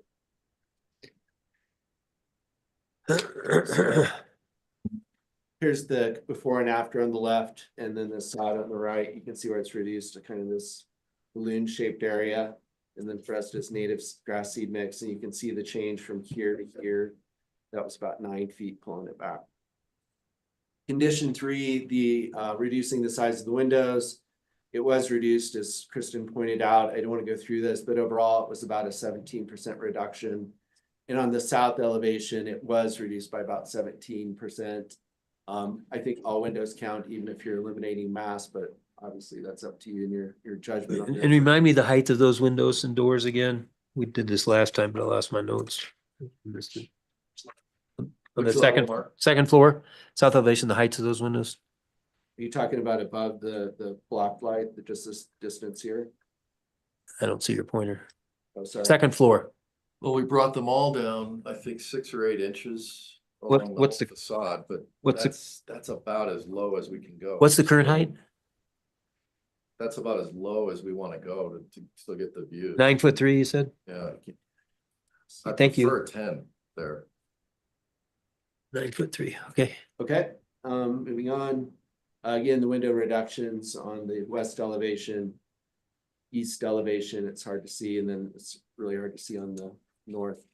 The barnwood materials, even though this was new, I did want to put in DH22. I'm not going to read through all this, but again, I always like to see what design standards have to be met. You know, it talks about a limited palette of materials in Telluride. This same selection should be continued. New materials should have a simple finish. We're not proposing a new material. We're maintaining a range of building materials we've seen in town. Barnwood has been used throughout town. We're not using clapboard siding, and then appropriate materials. We're talking about vertical siding, which is what we are using. And we're not using metal panels. There's no lap dimensions on this. And again, overall, we need to look at what's proposed. It's just a vertical barnwood siding. So we're not sure what the concern with this is, and how the DH22 isn't being met. It has about a 4-inch width. So love to hear more thoughts on how you feel we might need to change that. Condition 6, again, I already answered this question. The room designation is going to be changed. And also 2, we think we should be able to have covered parking for all 3 spaces and not be forced to reduce it down. So then we have to reduce down our site coverage. Because that's equivalent of saying, well, you know, you couldn't do a garage on that upper level, like, you know, what Dylan had right above it. You know, there's an expected level on these uphill sides that you have to have that upper level, have parking and massing and things like that. So we would propose keeping the carports covered in order to maintain our site coverage. And this is just showing that uphill mass of garage, even though it's built into the hill. Excuse me, and you believe if only one was, excuse me, with 2 being covered, that you are exceeding the site coverage? No, we want to keep it as proposed with all 3 covered. It's a penalty, Mark, it's basically a penalty. Yeah, but you're within the site coverage is your No, claim. we comply right now. Yeah. With the exception of the room And- designations. Yeah, That the covered, 3 covered spaces, we are in compliance with the lot coverage right now. Okay. And if we have to reduce one of those, then we're basically penalized for reducing mass. So it's a very tricky situation, right? We're trying to reduce mass and push it down into the hill, but then you're also saying, oh, take away the covered parking, which penalizes us even further. So where do Okay. we go with the mass? all right. Keep going. We're done. Done? Questions? Okay. Questions? Okay.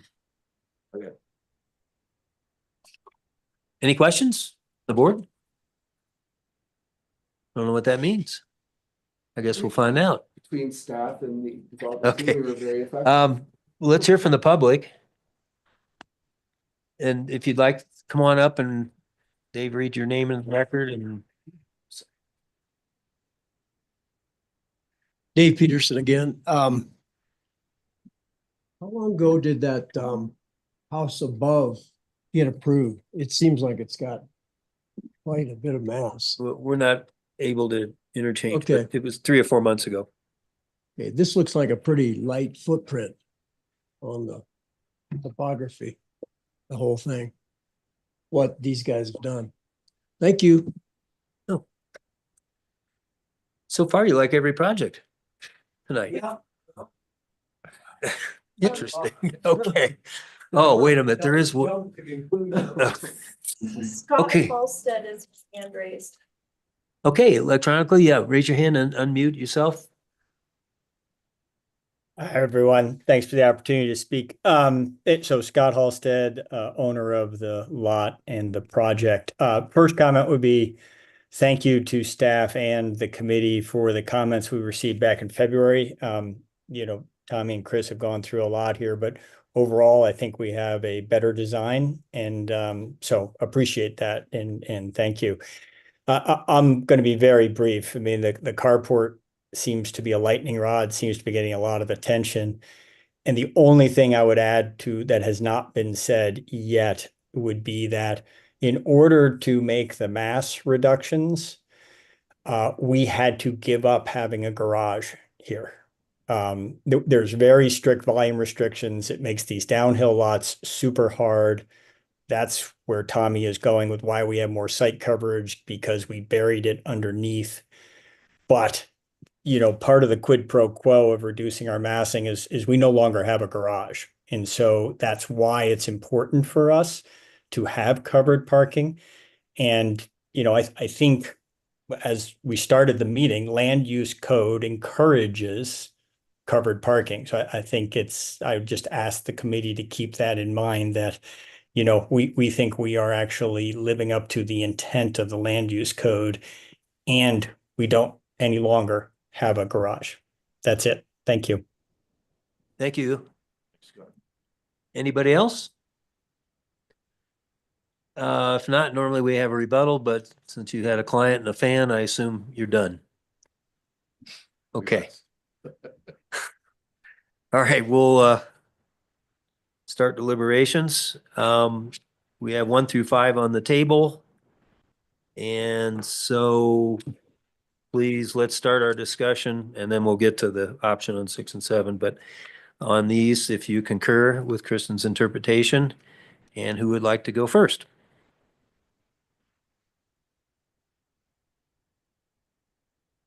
Okay, I'll go. Well, I mean, Bob, did or Matt, you guys are remote. Did you have something you wanted to Well, say? yes, Chris, could you put up the south elevation again, please? Maybe the one that compares the two would be fine. Sure.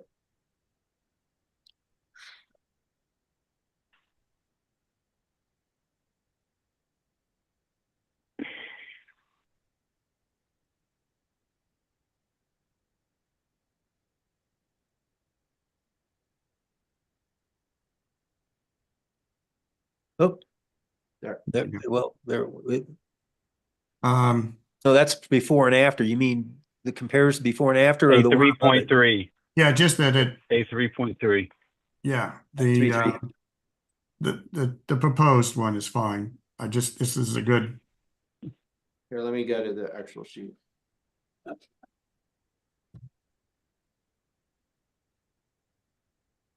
There you go. that's more difficult to read.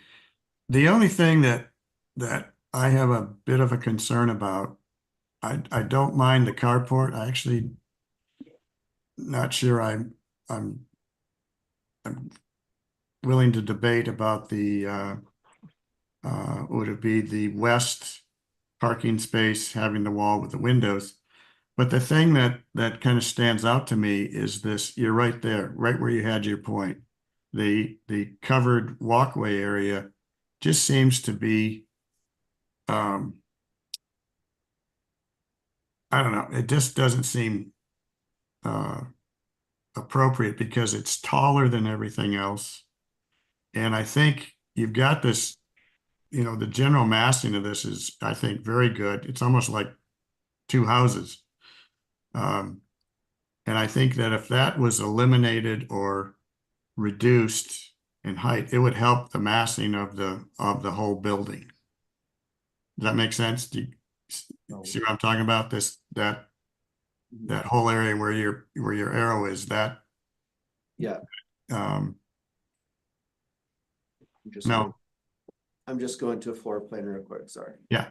From the street side, I don't see a problem with it, but from the south side, it's overwhelming that piece of building, I think, having that. It's just pointing out the covered part that's kind of important, which is the storage.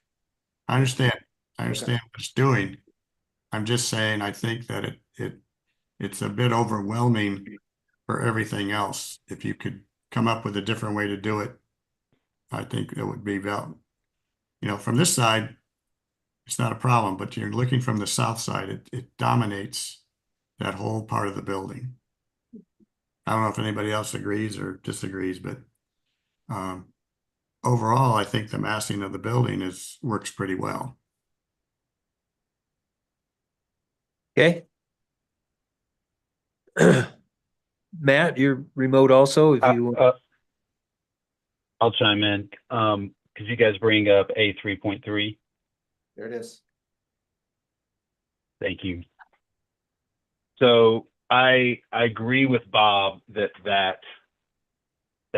tall gable that's open is sort of the most sort of distracting or sort of offensive piece here with the height and the mass and scale. When I look at this elevation, I look at the changes, A 3.3, seems like the mass and scale just got shifted around. It doesn't seem to be reduced from my perspective. I do appreciate how everything is broken up into modules. I really appreciate that about the house. The house still to me seems overscaled, very large, very expansive. I'm having an issue with the fact, especially in this elevation, that we're stacking into 4 stories here.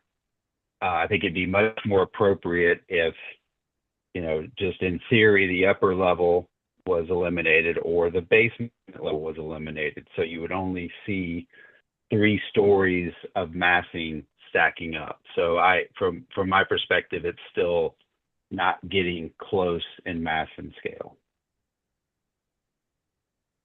That's my time.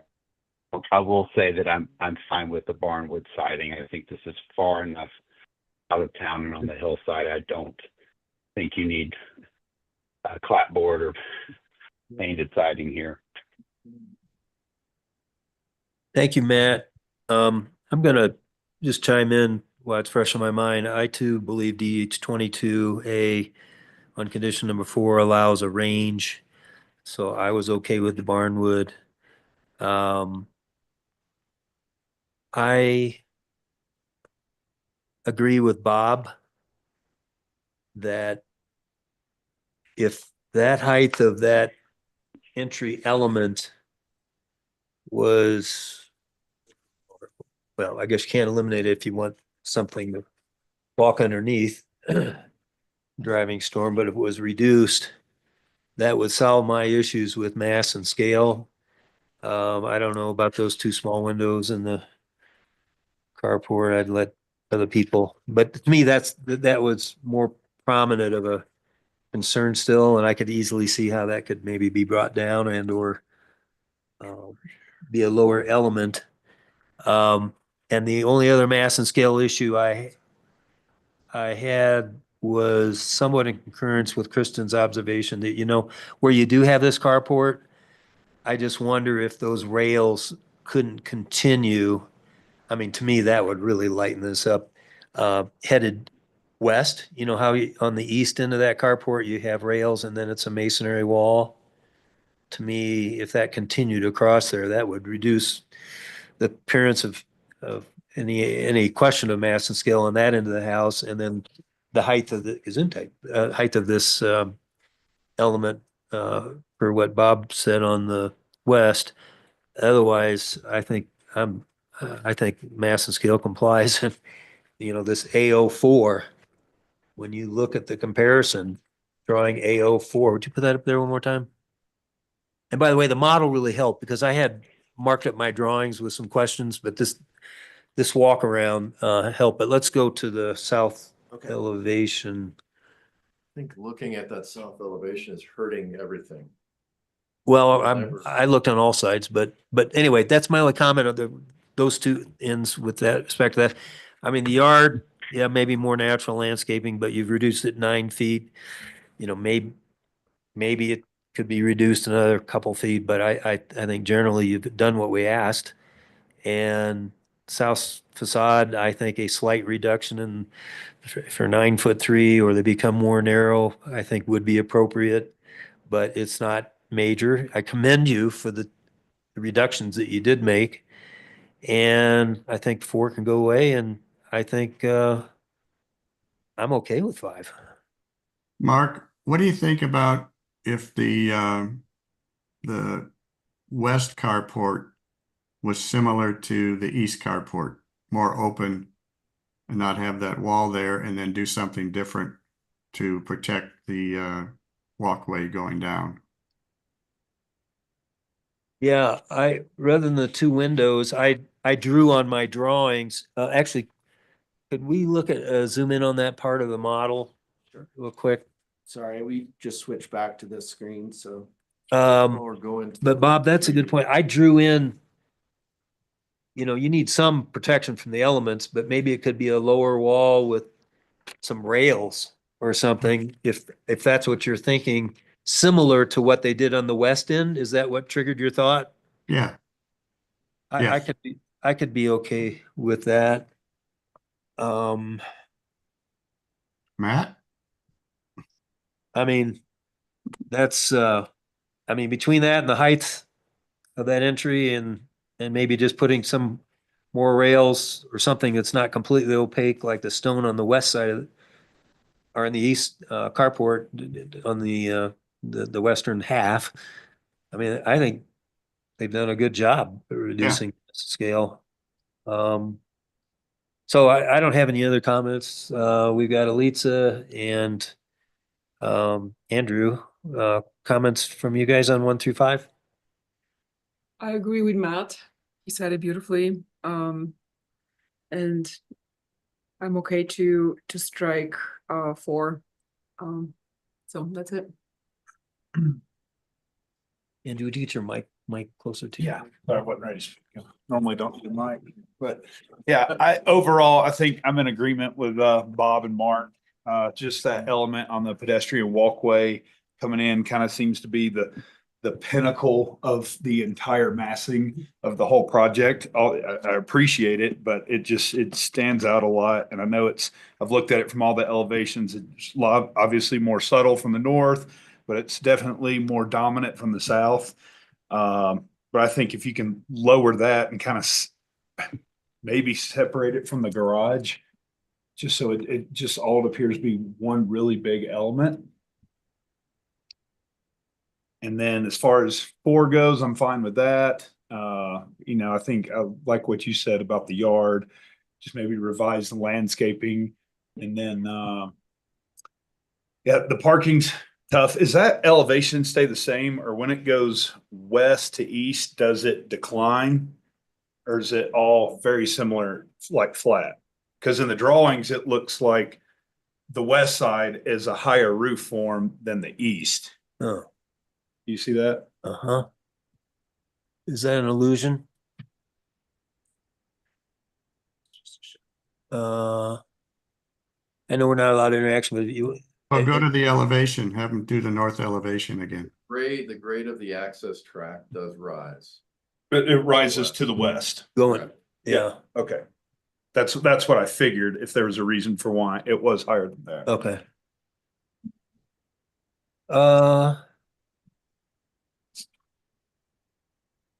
So anything else, Andrew?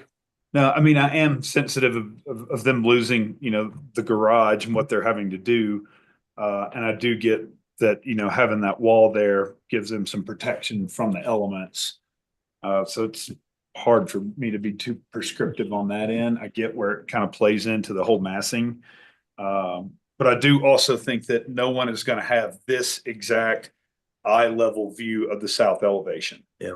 Like from everywhere you're looking at, you're only getting parts of it. So I do see what they're saying. This is kind of like hurting them that we're getting this bird's eye view directly at it. So it's making everything appear to be a lot bigger. Yeah. Put AO4 up there again, or well, seeing Sure, I can. the structure behind and then this one. Maybe zoom in. I don't know. Well, I think Matt and Elitza, if you can zoom in on that, that'd be great. Matt and Elitza may have more concern than Bob, Andrew, and Mark, but let me try to summarize, because I think we could be headed for a motion, although probably need to see this one more time with some of these mass and scale changes. That at a minimum, I think I hear concurrence on the height and or mass of the west entry structure, which is the high point of the entire complex. Perhaps some reduction of mass and scale. I don't know if it's windows or a partial railing. In fact, I think the more I think about it, we should be open to letting the applicant have flexibility to come back with that if it's not right adjacent to that entry on the west side carport, those 2 little windows, whether it's something that is just not as heavy mass and scale. And again, could it be a railing or a partial railing, partial wall and then a partial railing? I don't know. Just similar to it is on the east end. And on the east end, I don't hear anybody say anything, but would everybody be okay with extending, deleting that stone on the quote west half?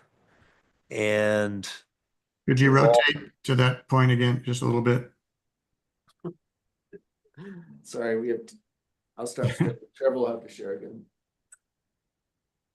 So the west half of that east carport, if that was rails across there, I think that does something to help relieve. No, that's too far. Yeah, that's okay.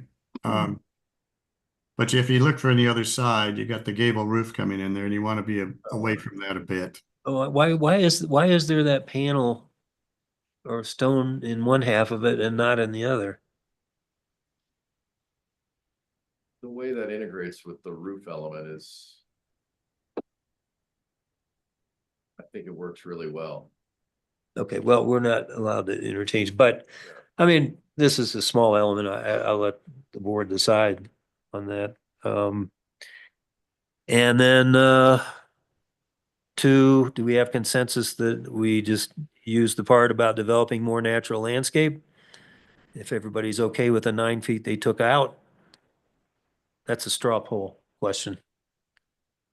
Matt, Bob, You're saying keep number 2? I'm saying keep the part about natural landscape, but they took 9 feet out. Do we think that needs to have more I or think not? it's also that it's a very flat area. It's not that it's just sod. It's still a natural flattened area. So it's I think I'm trying to go to the condition right now, but I would still like it to be modified further. So leave number 2 in. Yeah, we could, and I don't know that it's Yes. significant. Yeah, I don't know that it's significant, but I think we can get there. Okay, so maybe we get leave 2 in there, and then everybody concur with Kristen on the south facade windows, or did they reduce enough? Straw poll, I just, think they need to be reduced further. I agree. Yep. all right, but again, I think they've come a ways on that. 4, we all agreed to delete, Mm-hmm. and 5, we're good. Double parking, cover, double cover. I don't necessarily want to dictate what they do. I don't want to encourage more covered parking and a larger site increase. I feel the project's already too massive. So I think we can leave this condition in and see what they come back with. I would still personally like to see less mass and scale on this project. And it sounds like I'm in the minority on this one, but I feel like they just shifted the mass and scale around, didn't reduce it.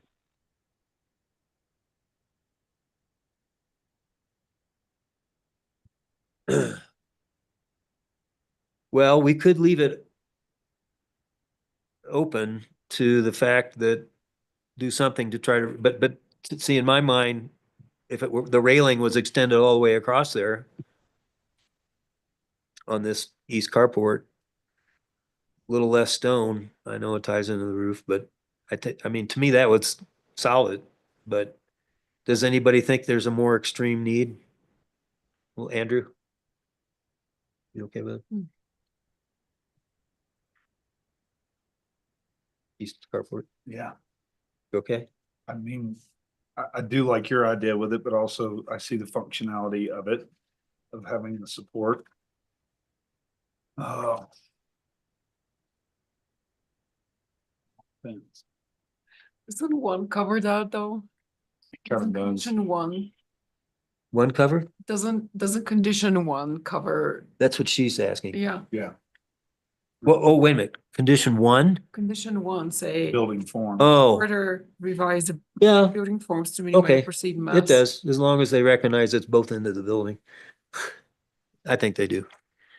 Okay, I think that's fine, but so are we gonna eliminate 5? Or eliminate by replacing the double covered carport with a single, and just where it says and or, just eliminate between the words by and or. Opening up the southerly wall of the single covered carport and or lowering the carport roofs. So they can take a look at How about, put that together. what if we just edited it to say revise the parking areas to have less of a visual impact and not be so prescriptive about what they Period. do? I like that. Period. It gives them more flexibility and I mean, I think we're not representing that this takes much, but Yeah. we're not gonna specify. Specify. Okay. And then, I'd like, Mark, could I ask if, since the parking and the covered influences site coverage, could we do a quick straw poll? Does anyone want to get in a situation where they get more site coverage and the building gets bigger? Just want to make sure that we're not suggesting to them that they move in that direction. no, I think if we're gonna approve the double coverage, which they did, and an allowance for trading other, and they lost some others, I think we should leave it. I mean, I don't think we want to add back. Unless somebody thinks we want to make it bigger. No, I mean, I think they did this in good faith and I'm ready to respect the move and move on. Okay. So do we need to do anything with 6 and 7 then? If with this condition, as 5 is going to say, revise the parking areas to have less visual impact, do we need to address 6 or 7? And they've already done the bedroom thing or eliminated a bedroom. So are we done? Kristen, are we good enough with just 1, 2, 5 Striking forward. and striking? Yeah. Yes, because it sounds like you are comfortable with all 3 parking spaces being covered. And if that's yes to that, then you don't need Okay. number 6. Good. Thank you. That's correct. But 7, Thank we you. would keep and just say, reduce the number of bedrooms. Well, they're going to do that. I don't know that we need to mandate it. That's land use, so we don't I- have. with that. Yeah, Kristen? I would prefer that, that we state that because otherwise it's not land use code compliant. All right. So we're going to change, we'll get rid of 6, but the new 6 will be 7, which says reduce the number of bedrooms to less than 6. And then Okay. eliminate the rest of that. Yeah. Now, who's going to make this motion? I'll try to make this motion, continuing to May May 21st. 21st. Well, can you get the drawings changed by then? Yes. Yes. I thought we were told it was June 18th from staff. Well, I I don't, don't see anything on. there's here. no date on here. No, I know, in the conversation. If the applicant feels that they can meet the May deadline, Yeah, that's he's- a very what- short turnaround time. what does- So What does May look like as far as number of projects? it's getting pretty packed. Although I will say, I mean, the turnaround's going to be like a week and a half. They got 10 days. and you Okay, say yeah, yes. that's it. No problem. And we have one other continuation. And then to Andrew's point, we've got a work session. Yep, we will make it work because some of these will be These should pretty be pretty quick. quick, these 2 Yeah. continuations tonight. If we Yes. spend more than 20 minutes on this, something's wrong. Exactly. So I Or think we're somebody's good. not listening to somebody. Okay, thank you, Kristen. All right, Stacy or Andrew. Okay, and we can do friendly amendments, so yeah, take your time. Okay, I'm just gonna try to make sure I insert the date. and the Before you correct- start on number 1, building forms minimize, including but not limited to the west entry, maybe, just to note it. East entry and carports. How about at least mentioning those, huh? Including but not limited to. Just so we all remember what we said here. So I have including but not limited to upper west entry And carports, and carports. there's multiple. And then 4 goes away and 3 stays and 2 is staying and 5 is just one sentence, revise the parking areas with less of Yeah. visual impact. And then, 6, we're taking out either and just put reduce. yep. Well, and so 7 would be now 6 and it says, yeah, just reduce the number of bedrooms. That's it. Can't we just say strike 6 and number 7 is stated? Instead of renumbering. Yeah, Yeah. okay, we can do that but just or add additional parking space, get rid of that, reduce the number of bedrooms. If you want to leave that as 7 and we strike in 6. Okay. Thanks, Matt. We'll just keep it simple for Piper to interpret. Okay, I would like to make a motion. I move to continue the small scale new construction at 724 Primrose Lane to May 21st, based on the staff memo dated April 16th, 2025 with the following conditions. Number 1, further revise the building forms, including but not limited to the upper west entry and carports to minimize the perceived mass, especially the south elevation per DH number 16.A. Number 2 and 3 as stated. Number 4, strike out. Number 5, revise the parking areas to have less of a visual impact. And the new 6 would be reduce the number of bedrooms. This motion is based on evidence and testimony provided at a public hearing held on April 16, 2025, with notice of such hearing provided as required by the Telluride Land Use Code. Would you take a friendly amendment? Yes. Just on number 5 to include the old reference per DH8, Oh, sorry. Yes. Page what, I'm sorry. DH13A, the same one that was in there. I have- so so number 7 is gone. Correct. The old number 7 is the new number 6. I wouldn't do it that way. But Yeah, That's what I thought we talked about. strike number 6 and just change number 7.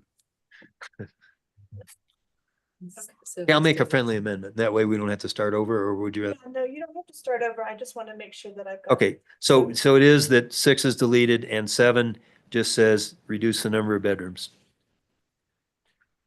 Period. Yep. Okay. And I think you got it, Andrew. Do we have a second? I'll second. Okay. Matt first. Matt, yes. Mark, yes. Bob, yes. Andrew, yes. Okay, very good. Can we See take you a in- break, please? Stacy's though? We have to- Oh, Lisa. At least you need to vote. Elita, yes. Okay. Okay. Well, we hope to have a short meeting in May. Can we take a break, please? Yes, go ahead, Bob. Thank you. We'll make this about 3 minutes.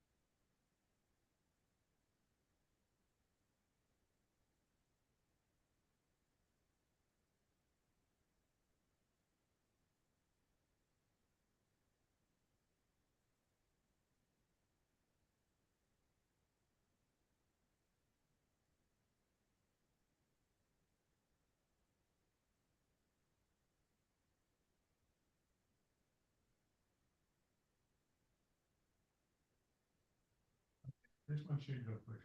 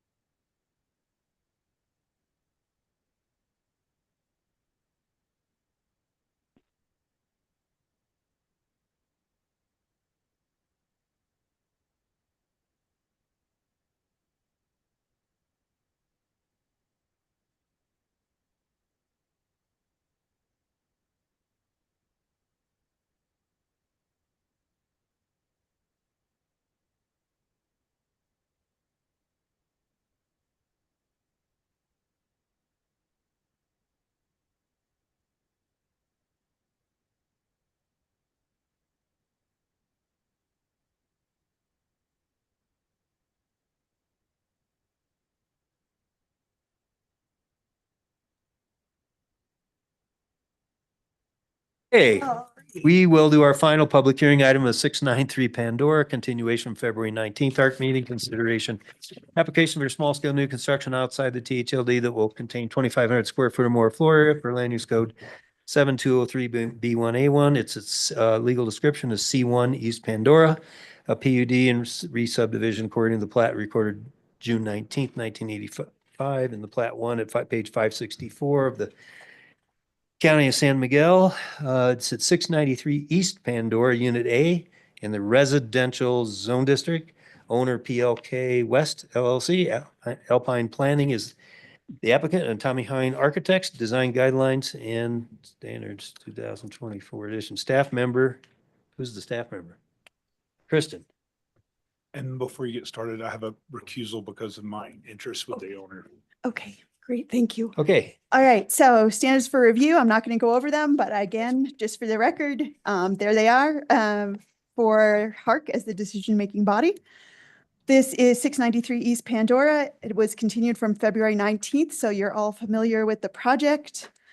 I'm not going to go over the specific details of it. All I will say is it's located outside the THLD, and there aren't any rated structures in the immediate vicinity. It is in Rockfall Zone A, and I can mention that later. You know, your precepts of the design guidelines, developing hillside, steep lots, and exterior and site lighting apply. So on February 19th, at your HARC meeting, you had 15 conditions for this project. So these are the conditions that have been completely met, at least per staff review. Again, if anyone on HARC has any questions about any of the ones I'm saying were met, I'm happy to speak to those, but otherwise I'm going to move forward. I do want to say that I appreciate all the work the applicants have been doing in these cases and other work that staff have been doing with applicants to work very collaboratively to address so many of the conditions so thoroughly. I'm not speaking to all the work that they've done. I'm just kind of skipping over those and focusing on things that perhaps need further discussion, but I do want to acknowledge the tremendous work that makes the green highlights that allows us to move forward and to next steps with these projects and their review. So now, speedily, one of the conditions from February 19th was to further set back the third level and or break up the primary roof forms per DH 16A46 and SL1A1 and 2. Although the dormer length and width were reduced, the third level was not set back further and or the primary roof forms were not broken up. By setting back the third level and or breaking up the primary roof forms, perceived massing would be reduced and the project would better reinforce the perception of the natural topography of the steep hillside. So that condition is retained. On February 19th, additional conditions of HARC, I'm sort of putting three together here and then addressing them. You asked to revise the rear grading to better respect the hillside per DH number 2C. Revise the rear decks, patios to require less cut and fill to better respect the natural topography, as well as to reduce the size of the retaining walls per DH 8A and SL4A1, and reduce the height of the retaining walls at the rear of the project to better contour to the site per DH 12B 5, 6, and 7 and SL4A2. So recognizing that this is quite a challenging site due to the steep terrain, the form of the east townhouse was redesigned to better integrate into the existing topography. Planters are also now proposed to improve the transition from the bedrock to the primary structure on the north side of the building. Landscaping within the planters, trees, grasses has been incorporated to further reduce the visual impact. These design changes make the project more consistent with the design guidelines. So while the project is really focused on better integrating into the existing topography on the north side, and the amount of retaining walls has been reduced while still allowing access to the north stair spa deck. That said, DH 8A5 states that the height of a retaining wall in the developing hillside treatment area should not exceed 4 feet. In areas where cuts are steeper, a stepped or terraced wall should be used. HARC may consider taller walls on a case-by-case basis. So this is where I raise this for HARC for your consideration is HARC needs to determine if, in this specific case, the proposed retaining wall height is acceptable, given reductions in retaining wall amount and revisions made to landscaping, planters, So the condition, that's for discussion, whether it's met or revised. Moving on, and we can talk about that further shortly. Additional conditions from February 19th were to reduce the large clusters of glass on the south elevation per DH 23A and to reduce the glazing on the south facade per DH 24A and ES 2A. So while the glazing has been reduced to a certain extent overall, including an 8.9% reduction on the south elevation, the large clusters of glass on the south elevation, in particular on level 2, should be further reduced to achieve consistency with the design guidelines. So the glazing was reduced by 7% overall on all elevations from 803.72 square feet to 748.21. And for that south elevation, again, that's 8.9% reduction to 344.94 square feet. So I show the image here, and just for your further consideration, whether that reduction has been significant enough to comply with the conditions that were set on February 19th. And staff would recommend further reduction in that regard. Again, the applicants have worked through this project and made a number of improvements to address your conditions. Okay, so on February 19th, provide a more detailed landscape plan for DH 11A. I think in this case, they have provided a more detailed landscape plan. This is a very small image of it. The applicant should or could be encouraged to increase the variety of native plantings proposed to complement the natural setting of the hillside in the final landscape plan.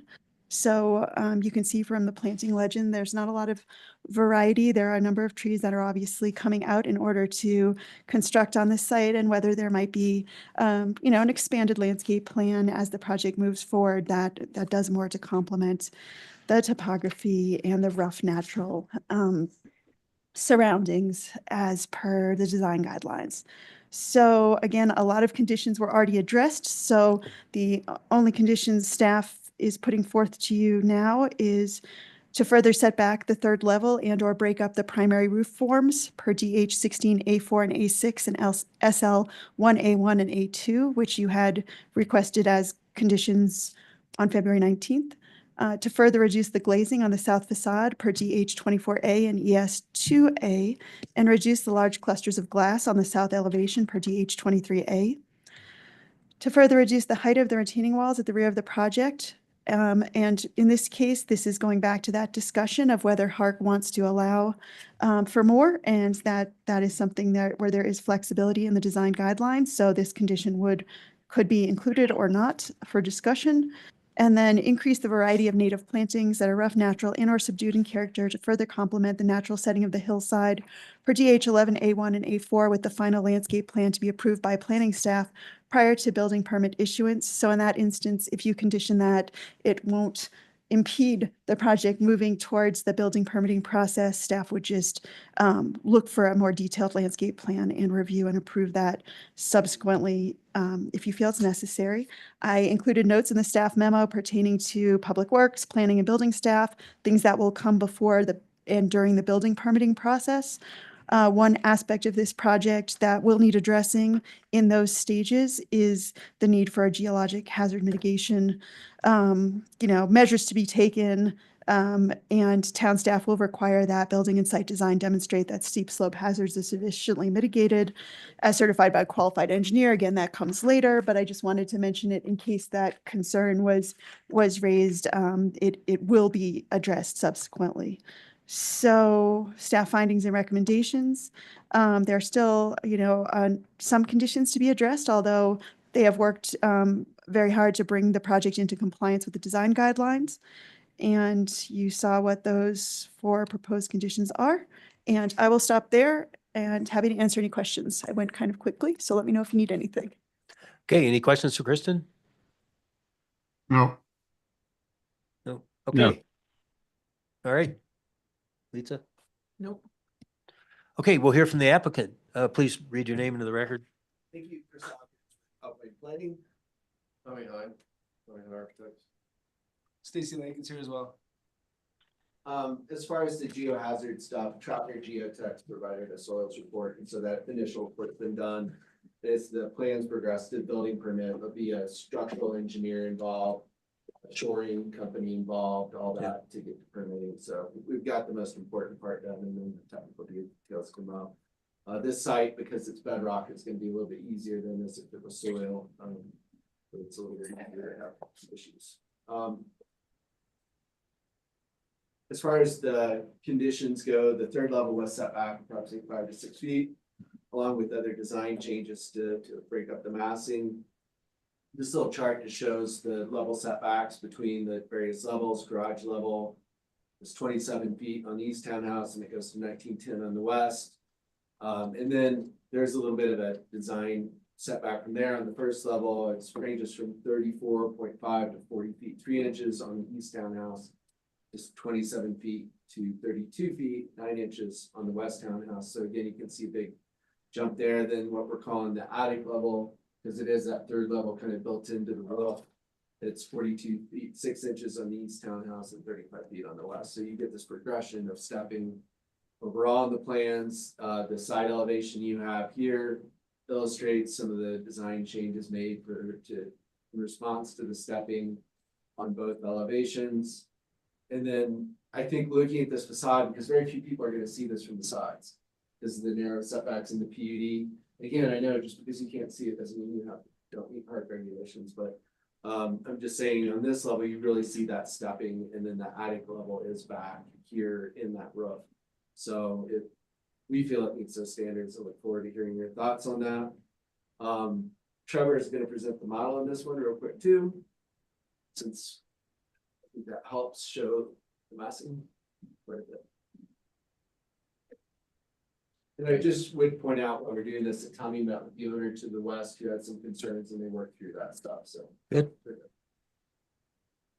Yeah, I should probably address some of those On the parking.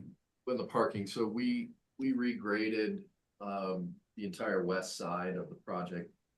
As Chris mentioned, we met with the neighbor to the west. We also added a no parking sign to our application.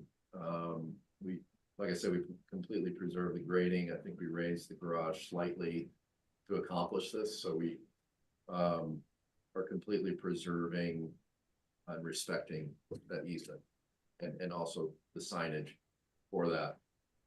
The other big moves that we made were in relation to the boards. It's not a guideline, but you talked about the repetition. So what we did was subtle, but I think it made a big difference. We eliminated the gable form on the western. We kept the gable on the eastern form. We've changed all the rail detailing. We changed the deck on the west unit to kind of tuck in and create a little bit more visual space between the units. We reworked both the outer west and outer east facades. If you want to go around to the east, Trevor, to the east side. I think you're reversing them, Tommy. The east and the west, sorry. No, the east townhouse, east side, or I guess we. Yeah. If you want to start there, it's fine. We did push the attic level back, and that went back about 5 feet. We completely eliminated the roof element that used to be there. So there was a strong gesture there. The east facade is layered completely differently. We changed the roof form and got rid of that stair that wrapped around the side. This ties into the walls and how we were impacting the site. With the intense bedrock in here, this mass and this form creates a whole different look from the east townhouse to the west townhouse. You want to go around the west townhouse, Trev? And then we'll come back to this wall issue. And then on the west side, we undulated. We actually increased the stepping, I think about 6 to 9 inches, so that you can kind of see the gable more clearly. You know, Matt and Bob, I know that they were saying make moves, but make them subtle. You know, this maybe wasn't clear to Kristen when she was reviewing, but we made some significant moves on the edges of this property, the edges of the project, I should say, to create this variation. We also varied the architectural element on this west side and created a shed versus more of the chimney flat architectural element. on the east. I don't know if you want to go above, Trevor, to show that. So there's a variation even in these architectural elements now that didn't exist before. Let's talk a little bit about the back side, go around the east. So we completely reconfigured and minimized all the connections between the architecture to the bedrock and the hillside. You can see the entire east side. We've reconfigured the roof so that it grabs the site along the east. We then minimize this circular stair and access to the spa level. Wherever we could, then we also added more stepping with these planters. So whatever the wall height was at the back, whether it was 10 or 11 feet, whatever we could do, we then added a 4 or 5 foot planters that steps from the bedrock into the architecture. And so it steps both north to south, and it also steps east to west. And, you know, we can work on the plantings, but we've redesigned this entire north side to address the wall issue. And we minimized the hardscape to just be what we needed to access that top level. So how high are those walls now? I'll go through it. Oh, it's coming up. Okay. Staff on them, but you know, it's a very, very challenging site, obviously. So we've really gone to great lengths to address this. Okay. So to finish up our presentation, the glazing was reduced. Kristen went through these stats, but overall, in terms of the total, if you look at this, overall, on the west elevation, it was about 17%. On the east elevation, 6%. North elevation, south elevation, it was reduced about 9%. And I want to add too. I mean, we started in a place where I don't think the glazing was out of hand at all on this project. I mean, the sides, I mean, we reduced it on the south. I think it's very reasonable. You know, we keep getting this glazing topic over and over again. And, you know, you start out reasonable, you bring something reasonable, you reduce it, now you reduce it again. It's just, it's irritating to me. So these show the changes. You've seen these plans. As far as the retaining walls, again, Tommy went through that. It really is a function of the bedrock and these extremely steep slopes. Again, the original design is on the left, proposed design on the right. And you can see where it's really been pulled back with that series of planters that Tommy was talking about. As far as heights, this wall in between in the back where it steps down to the window egress areas is approximately 7.8 feet tall. If you look at the wall back here, that tall one you're looking at here, sorry, my arrow's off, approximately 11 feet. And then 5 feet here, 5 feet here, less, that's probably about 4 feet there. So it's really a function of, you know, how that's already designed to step. And we really feel they have been minimized overall. So hopefully you agree. Let me just add too, if you look at this elevation, you can see the clear cascading of the landscape forms and the walls. And this shows bedrock to planter to this approximately 8.5 feet on the east side. Just the aerial view, you've already seen it. Here's the frontal view. You've seen that through the model. Did you reduce the depth of those or just the width of those dormers? I saw it on a drawing, the before and after. Reduce the width and the depth. Right? Was it both? We brought it in a couple feet, I think 1 foot on each side. East and west. East and west. And then we also, we took away the covered balcony. So we pushed the roof back another 5 feet. And if you look at the distance from the setbacks, what is it, 40 feet? You know, yeah. It's also, it's in the roof form, you know, it's in the roof element. It's not even a separate story. Okay, you answered my question. Here's the last retaining wall heights, 5 feet. This is kind of more, I think, over on the eastern view. Yeah.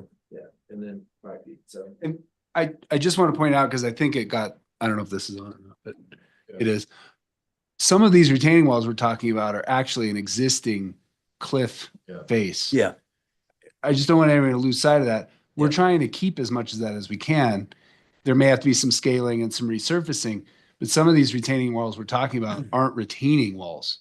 They're existing site features, if you will. Good point. Yeah. Okay. So the last condition on landscaping, no problem. So. All right. Questions, thank you. Okay, questions for the applicant? I have a couple. Okay. Could you guys let us know how wide those entry stairs are, just approximately on both? They seem to be about 8 feet or so wide.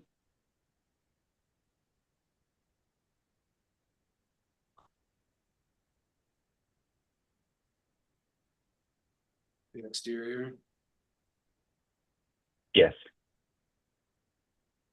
8'9". It's on the west.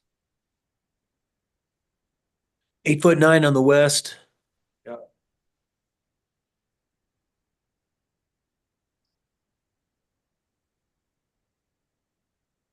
I don't think it's as wide on there. 7'9". Yeah. Thank you. On the very northeast corner of the eastern unit, the roof kind of flies up, and I'm curious what that space is, why that's doing that. You talking about this feature right here, Matt? Yeah, so you can see it pretty well in your east view, just below your mouse there. Yeah, so what we did there, Matt, is we reduced the overall pitch of that roof to bring that height down. And then what it allowed us to do is engage with the natural topography at that corner. The previous gable, when we looked at bringing the grade there, that gable didn't work. The gable crashed into the grade. So we turned it into a shed form, which then allowed the grade to wrap around that corner. In the last meeting, we had a stair that went around the whole structure, and the stair became retainage so that we could keep the grade away from that corner. When we engaged it, we had to modify the building form itself to get the grade to meet it properly. Understood. I'm more kind of interested in the highest point of that shed. Is that a vaulted space, or is it just a really low height room? What do you have going on in there? Either the stair or an office. It's the office. Okay. Be a vaulted ceiling in the office. But it was Gotcha. Thank you. And then about how the grade interacted with that form on that side. If that makes sense. Yeah. One last question. I think I have clarity now looking at the model and you spinning around, but the chimney forms that were labeled as architectural elements, are those actually elevators and the elevator overruns? Is that what we're seeing there? Yeah. Okay. Thank you. Those are my questions. Bob, anything? Oh, Matt asked them. Thank you. Lisa? I'm good. I don't have any questions. Okay. We'll hear from the public. Come on up, state your name, or electronically raise your hand. I don't see anybody raising their hands. Okay. Then we'll begin deliberations. Really, I don't have a problem. I'm just going to kick this off. I don't have a problem with deleting number 3, these retaining walls, the way they've worked around. And it's like Stacy said, it's a kind of a natural element back there that's just being replaced by a formal retaining wall. I'm not sure there's much more anyone could do. So as Kristen noted, we have the right to make some exceptions. And on this one, I'm probably all in on that. Number 1, I appreciate that they moved the building in on the side. I don't know about the setback 3rd level any further. I saw the moves on the attic and so forth, but I'll leave that to others. But otherwise, I'm good with 1, 2, and 4. And I don't have anything to add, but let's go ahead with Bob, Matt. Where are you on 1 through 4? Well, I'll jump in. Go ahead. So Mark, let me try to summarize. I'm not sure. I agree. I think we should strike number 1. I appreciate what they've done.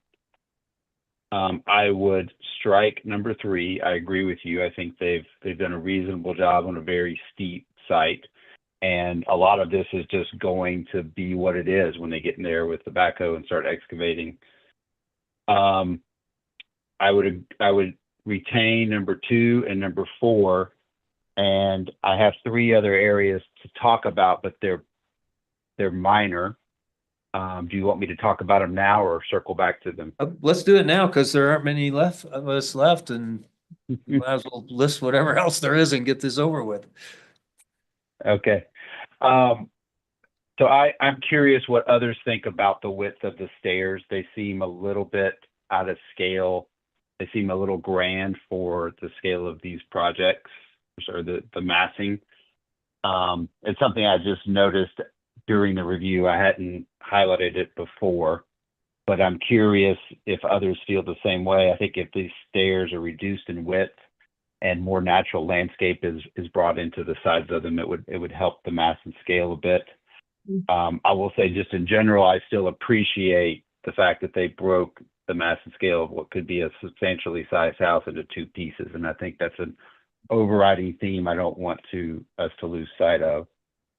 The other 2 things I'd like to talk about is that northeast roof that extends out kind of as one of the highest points, whether or not we want them to cut that back or drop it. It seems like it really lengthens the presence of that primary roof. And then the third element is, before I knew there were elevators, I was thinking it would be helpful to reduce the height of those, what they have labeled as architectural elements, which are the elevators, especially the one on the east. And I was going to suggest that the one on the western unit had a capped or flat roof instead of the sloped roof. I was thinking that when I thought they were chimney elements or mechanical flues. Those are my comments. Could you put the model up again, please, Trevor? I just like to look at the stuff that Matt's mentioning.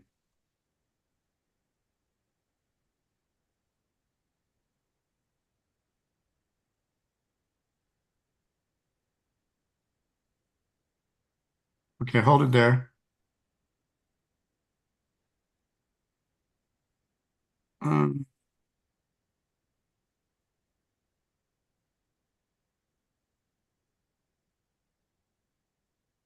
I think I agree that the stairs are a little too grand and possibly move those in a bit.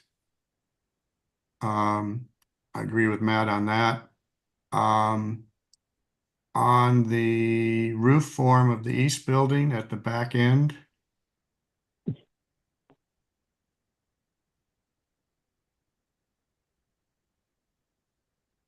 it is a little bit odd there. I don't know if, sloping it to the north makes any sense. But it does make it quite a long roof through there. And it's, we don't see that like that much. And then the chimney elements, I think they should look like, I know they're elevators, but they should look like chimneys because that's really what they're trying to look like. So I think the flat top of the west building makes sense. Going to the list, I agree. I think we could eliminate 1 and 3. And I think we could approve this with these conditions. Okay, I agree. It's approvable. Let's hear from Elitza. I also agree it is approvable and that we can eliminate 1 and 3.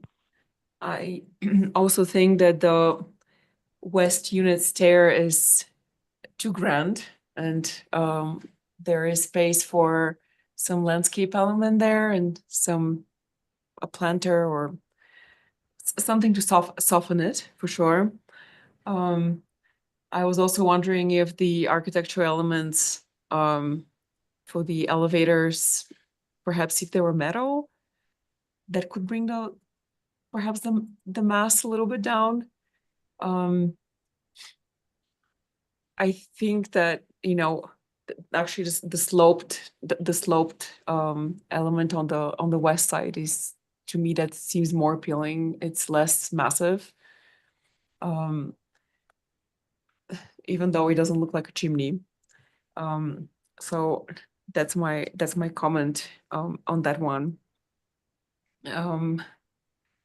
And I would actually strike 2 as well.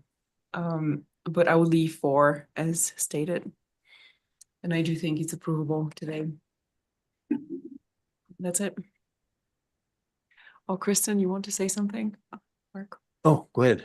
Do I have permission to? Yeah, no, Okay. go ahead, jump in. So I want to mention this. If you're asking for changes in the chimneys, I had requested from the applicant and did not receive confirmation that the measurement for the top of the elevator shafts as depicted was the max height that was used as the calculation for calculating land use code compliance with max height restrictions, as they're not chimneys or architectural elements, but part of the building height. And I just wanted to confirm that, especially if you're asking for changes to be made. I just want to make sure that whatever comes back, if you approve with conditions, is land use code compliant. So I'm sure that's known, but I just wanted to put that on the Okay. record. It's on the screen. It shows Yes. compliance with height. But as you make changes, I just want to make sure that we're all on the same Sounds like page. material or maybe shape, Yes. but. okay. Yeah, so anyways, Thank you, Kristen. Sure. Okay, so let me, so 1 and 3 are gone. 3 of us said some further reduction in glazing was needed, and 2 said they were, I think, okay. So it sounds like we would leave that in for the moment. It's not major, but and I concur the steps, especially as Elitza and Matt pointed out, if they were narrower, allow more landscaping there to soften that front and reduce mass and scale would be good. But if this is going to be approvable, I'd like to say, you know, reduce width by a minimum of 1 foot each. And then I can know what I'm looking at and see if it's enough. And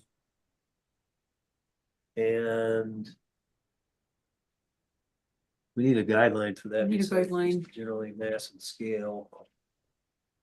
It's DH19A5. Okay, say it again. What number? 19A5. Oh, got it. A5. 19A5. Okay. And then the northeast point of the roof. I mean, I think we want to keep it simple. I'm not sure change and take away their office. I don't know. To me, I'm okay with it the way it's designed. And I thought it was an interesting idea that Elitza brought up about changing the material. We should discuss that on the chimneys. Because You mean like a metal clad the metal clad would bring the for mass and scale? massing a little bit. Bob and Matt, what do you think about that? I like the idea that the stone is picking up the stone that you have down below. And it reads as a chimney form. I know it's not, but I don't have a problem with that. I think I'd prefer to see the other one with a flat top on it. She liked the sloped, I think, but what about the stone, Matt? You good with leaving it, or you want to? I think it's a good idea if the applicant was planning on using traditional masonry and not thin stone. So that I think the intent is that it gets skinnier.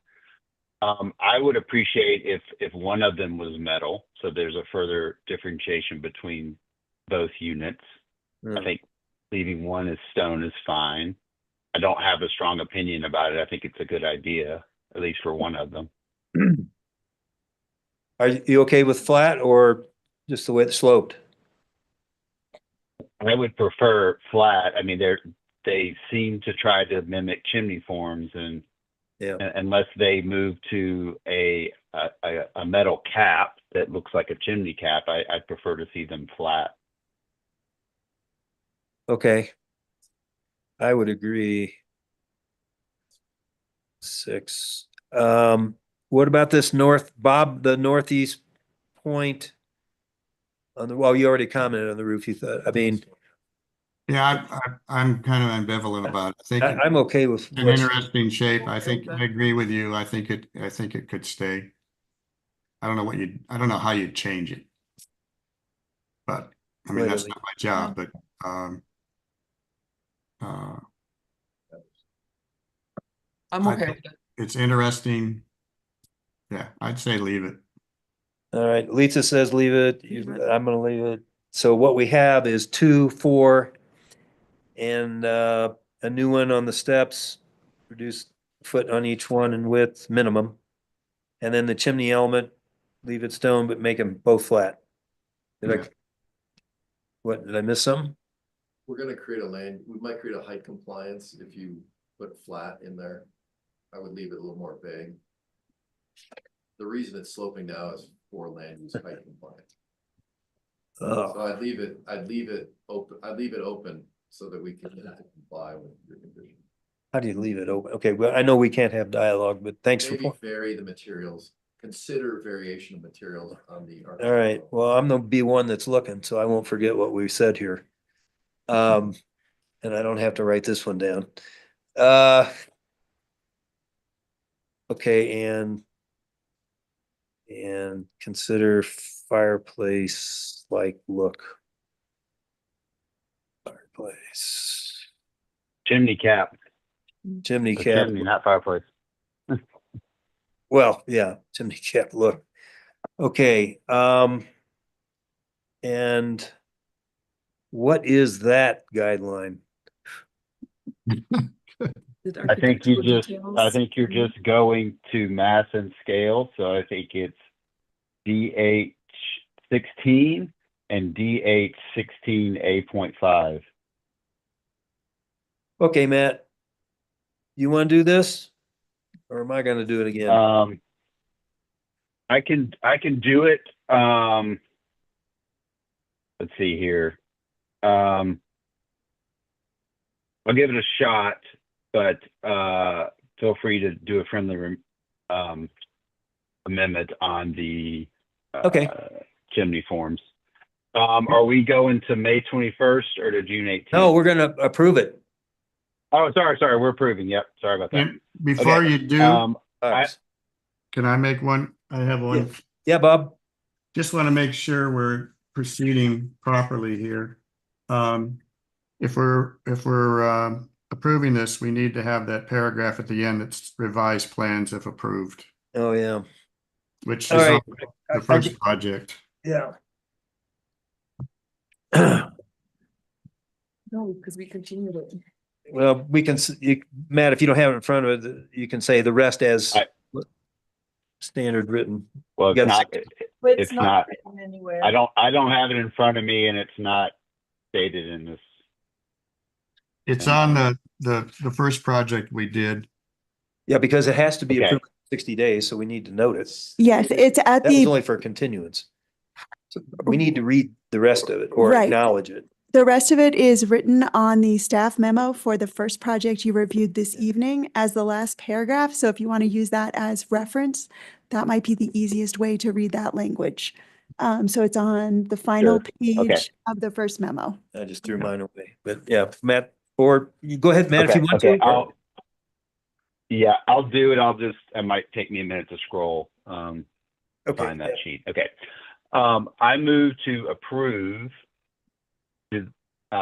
the small scale new construction outside the THLD that will contain 2,500 square feet or more of floor area at 693 East Pandora, Lot C1, East Pandora Planned Unit Development and Re-subdivision according to the plat recorded on June 19th, 1985 in Plat Book 1 at page 564, County of San Miguel, State of Colorado, per LUC section 7-203B1A1 based on the staff memo dated April 16th, 2025 with the following conditions.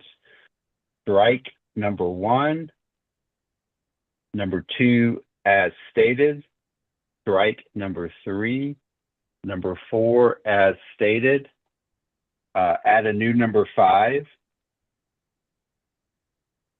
reduce the height and or flatten the architectural elements in both structures per DH 16 and DH 16 A.5. A new number 6, reduce the width of both primary exterior stairs by a minimum of 12 inches per DH 19 A.5. This motion is based on evidence and testimony provided at a public hearing held on April 16, 2025, with notice of such hearing provided as required by the Telluride Land Use Code. Hold on. Page 21, if it helps. I've got it here. You could just read the first sentence. Revised plans incorporating the conditions of approval shall be submitted within 60 days of this approval, or this approval becomes null and void unless otherwise indicated. The revised drawings submitted for a certificate of appropriateness must be a complete set with any changes to the drawings clouded and labeled. Any changes to the drawings beyond the conditions of approval may result in more than one submittal being required. Can I offer just a minor friendly amendment? Yes. On number 5, where we're discussing the, on number 5, the height, I would like to just to add, to give the appearance of a chimney, period. I'll accept. Okay, I'll second it then.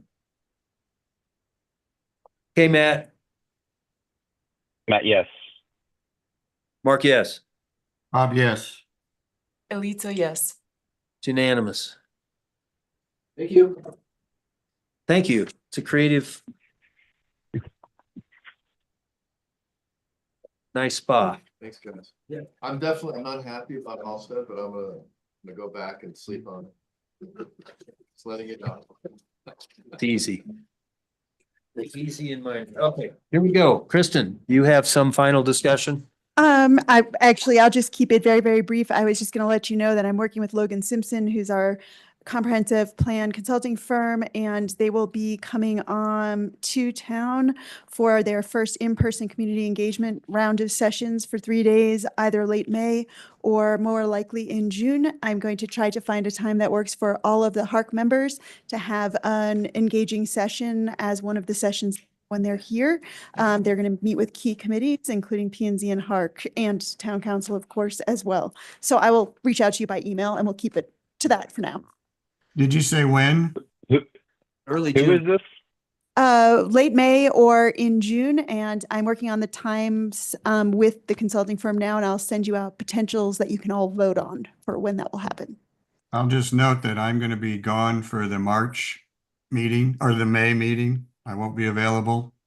And I'm back to Telluride on the 14th of June. That's Flag Day. And Bob, will you not be a HARC member then? No, well, I don't think you want to make that decision tonight. Okay. Sorry, that's too much, bringing too much into the conversation. Anyway, you know what? I take Kristen, pleasure. I didn't hear what Kristen was saying about Logan Simpson. Who are they and why are we meeting with them? Oh, certainly. I spoke so quickly to thinking that I shouldn't take too much time, but Logan Simpson is the consulting firm that went through the RFP process and was selected for the comprehensive plan, which is taking place over the course of the next year. It's time for an update. It's been over a decade since we updated our comprehensive plan as a community. And so they'll be coming on site for the first community engagement element of the comprehensive planning process. And I will be setting up a session for HARC members to get to have an engagement opportunity to share your insights early on into that process, along with other key committees. And there will also be public stakeholder engagement opportunities, community outreach opportunities while they're here. So the dates aren't decided, but I can give you all a more comprehensive update on the comprehensive plan at our next meeting if you would like, just to fill you in on how that's going to work and timeline and all of that. I'd be happy to. Okay, thank you for the additional color on that. Certainly. All right, so I'm pleased to announce that we are going to adjourn the meeting at 8:35. Happy Easter, everybody. Thank you. Thank you, Piper.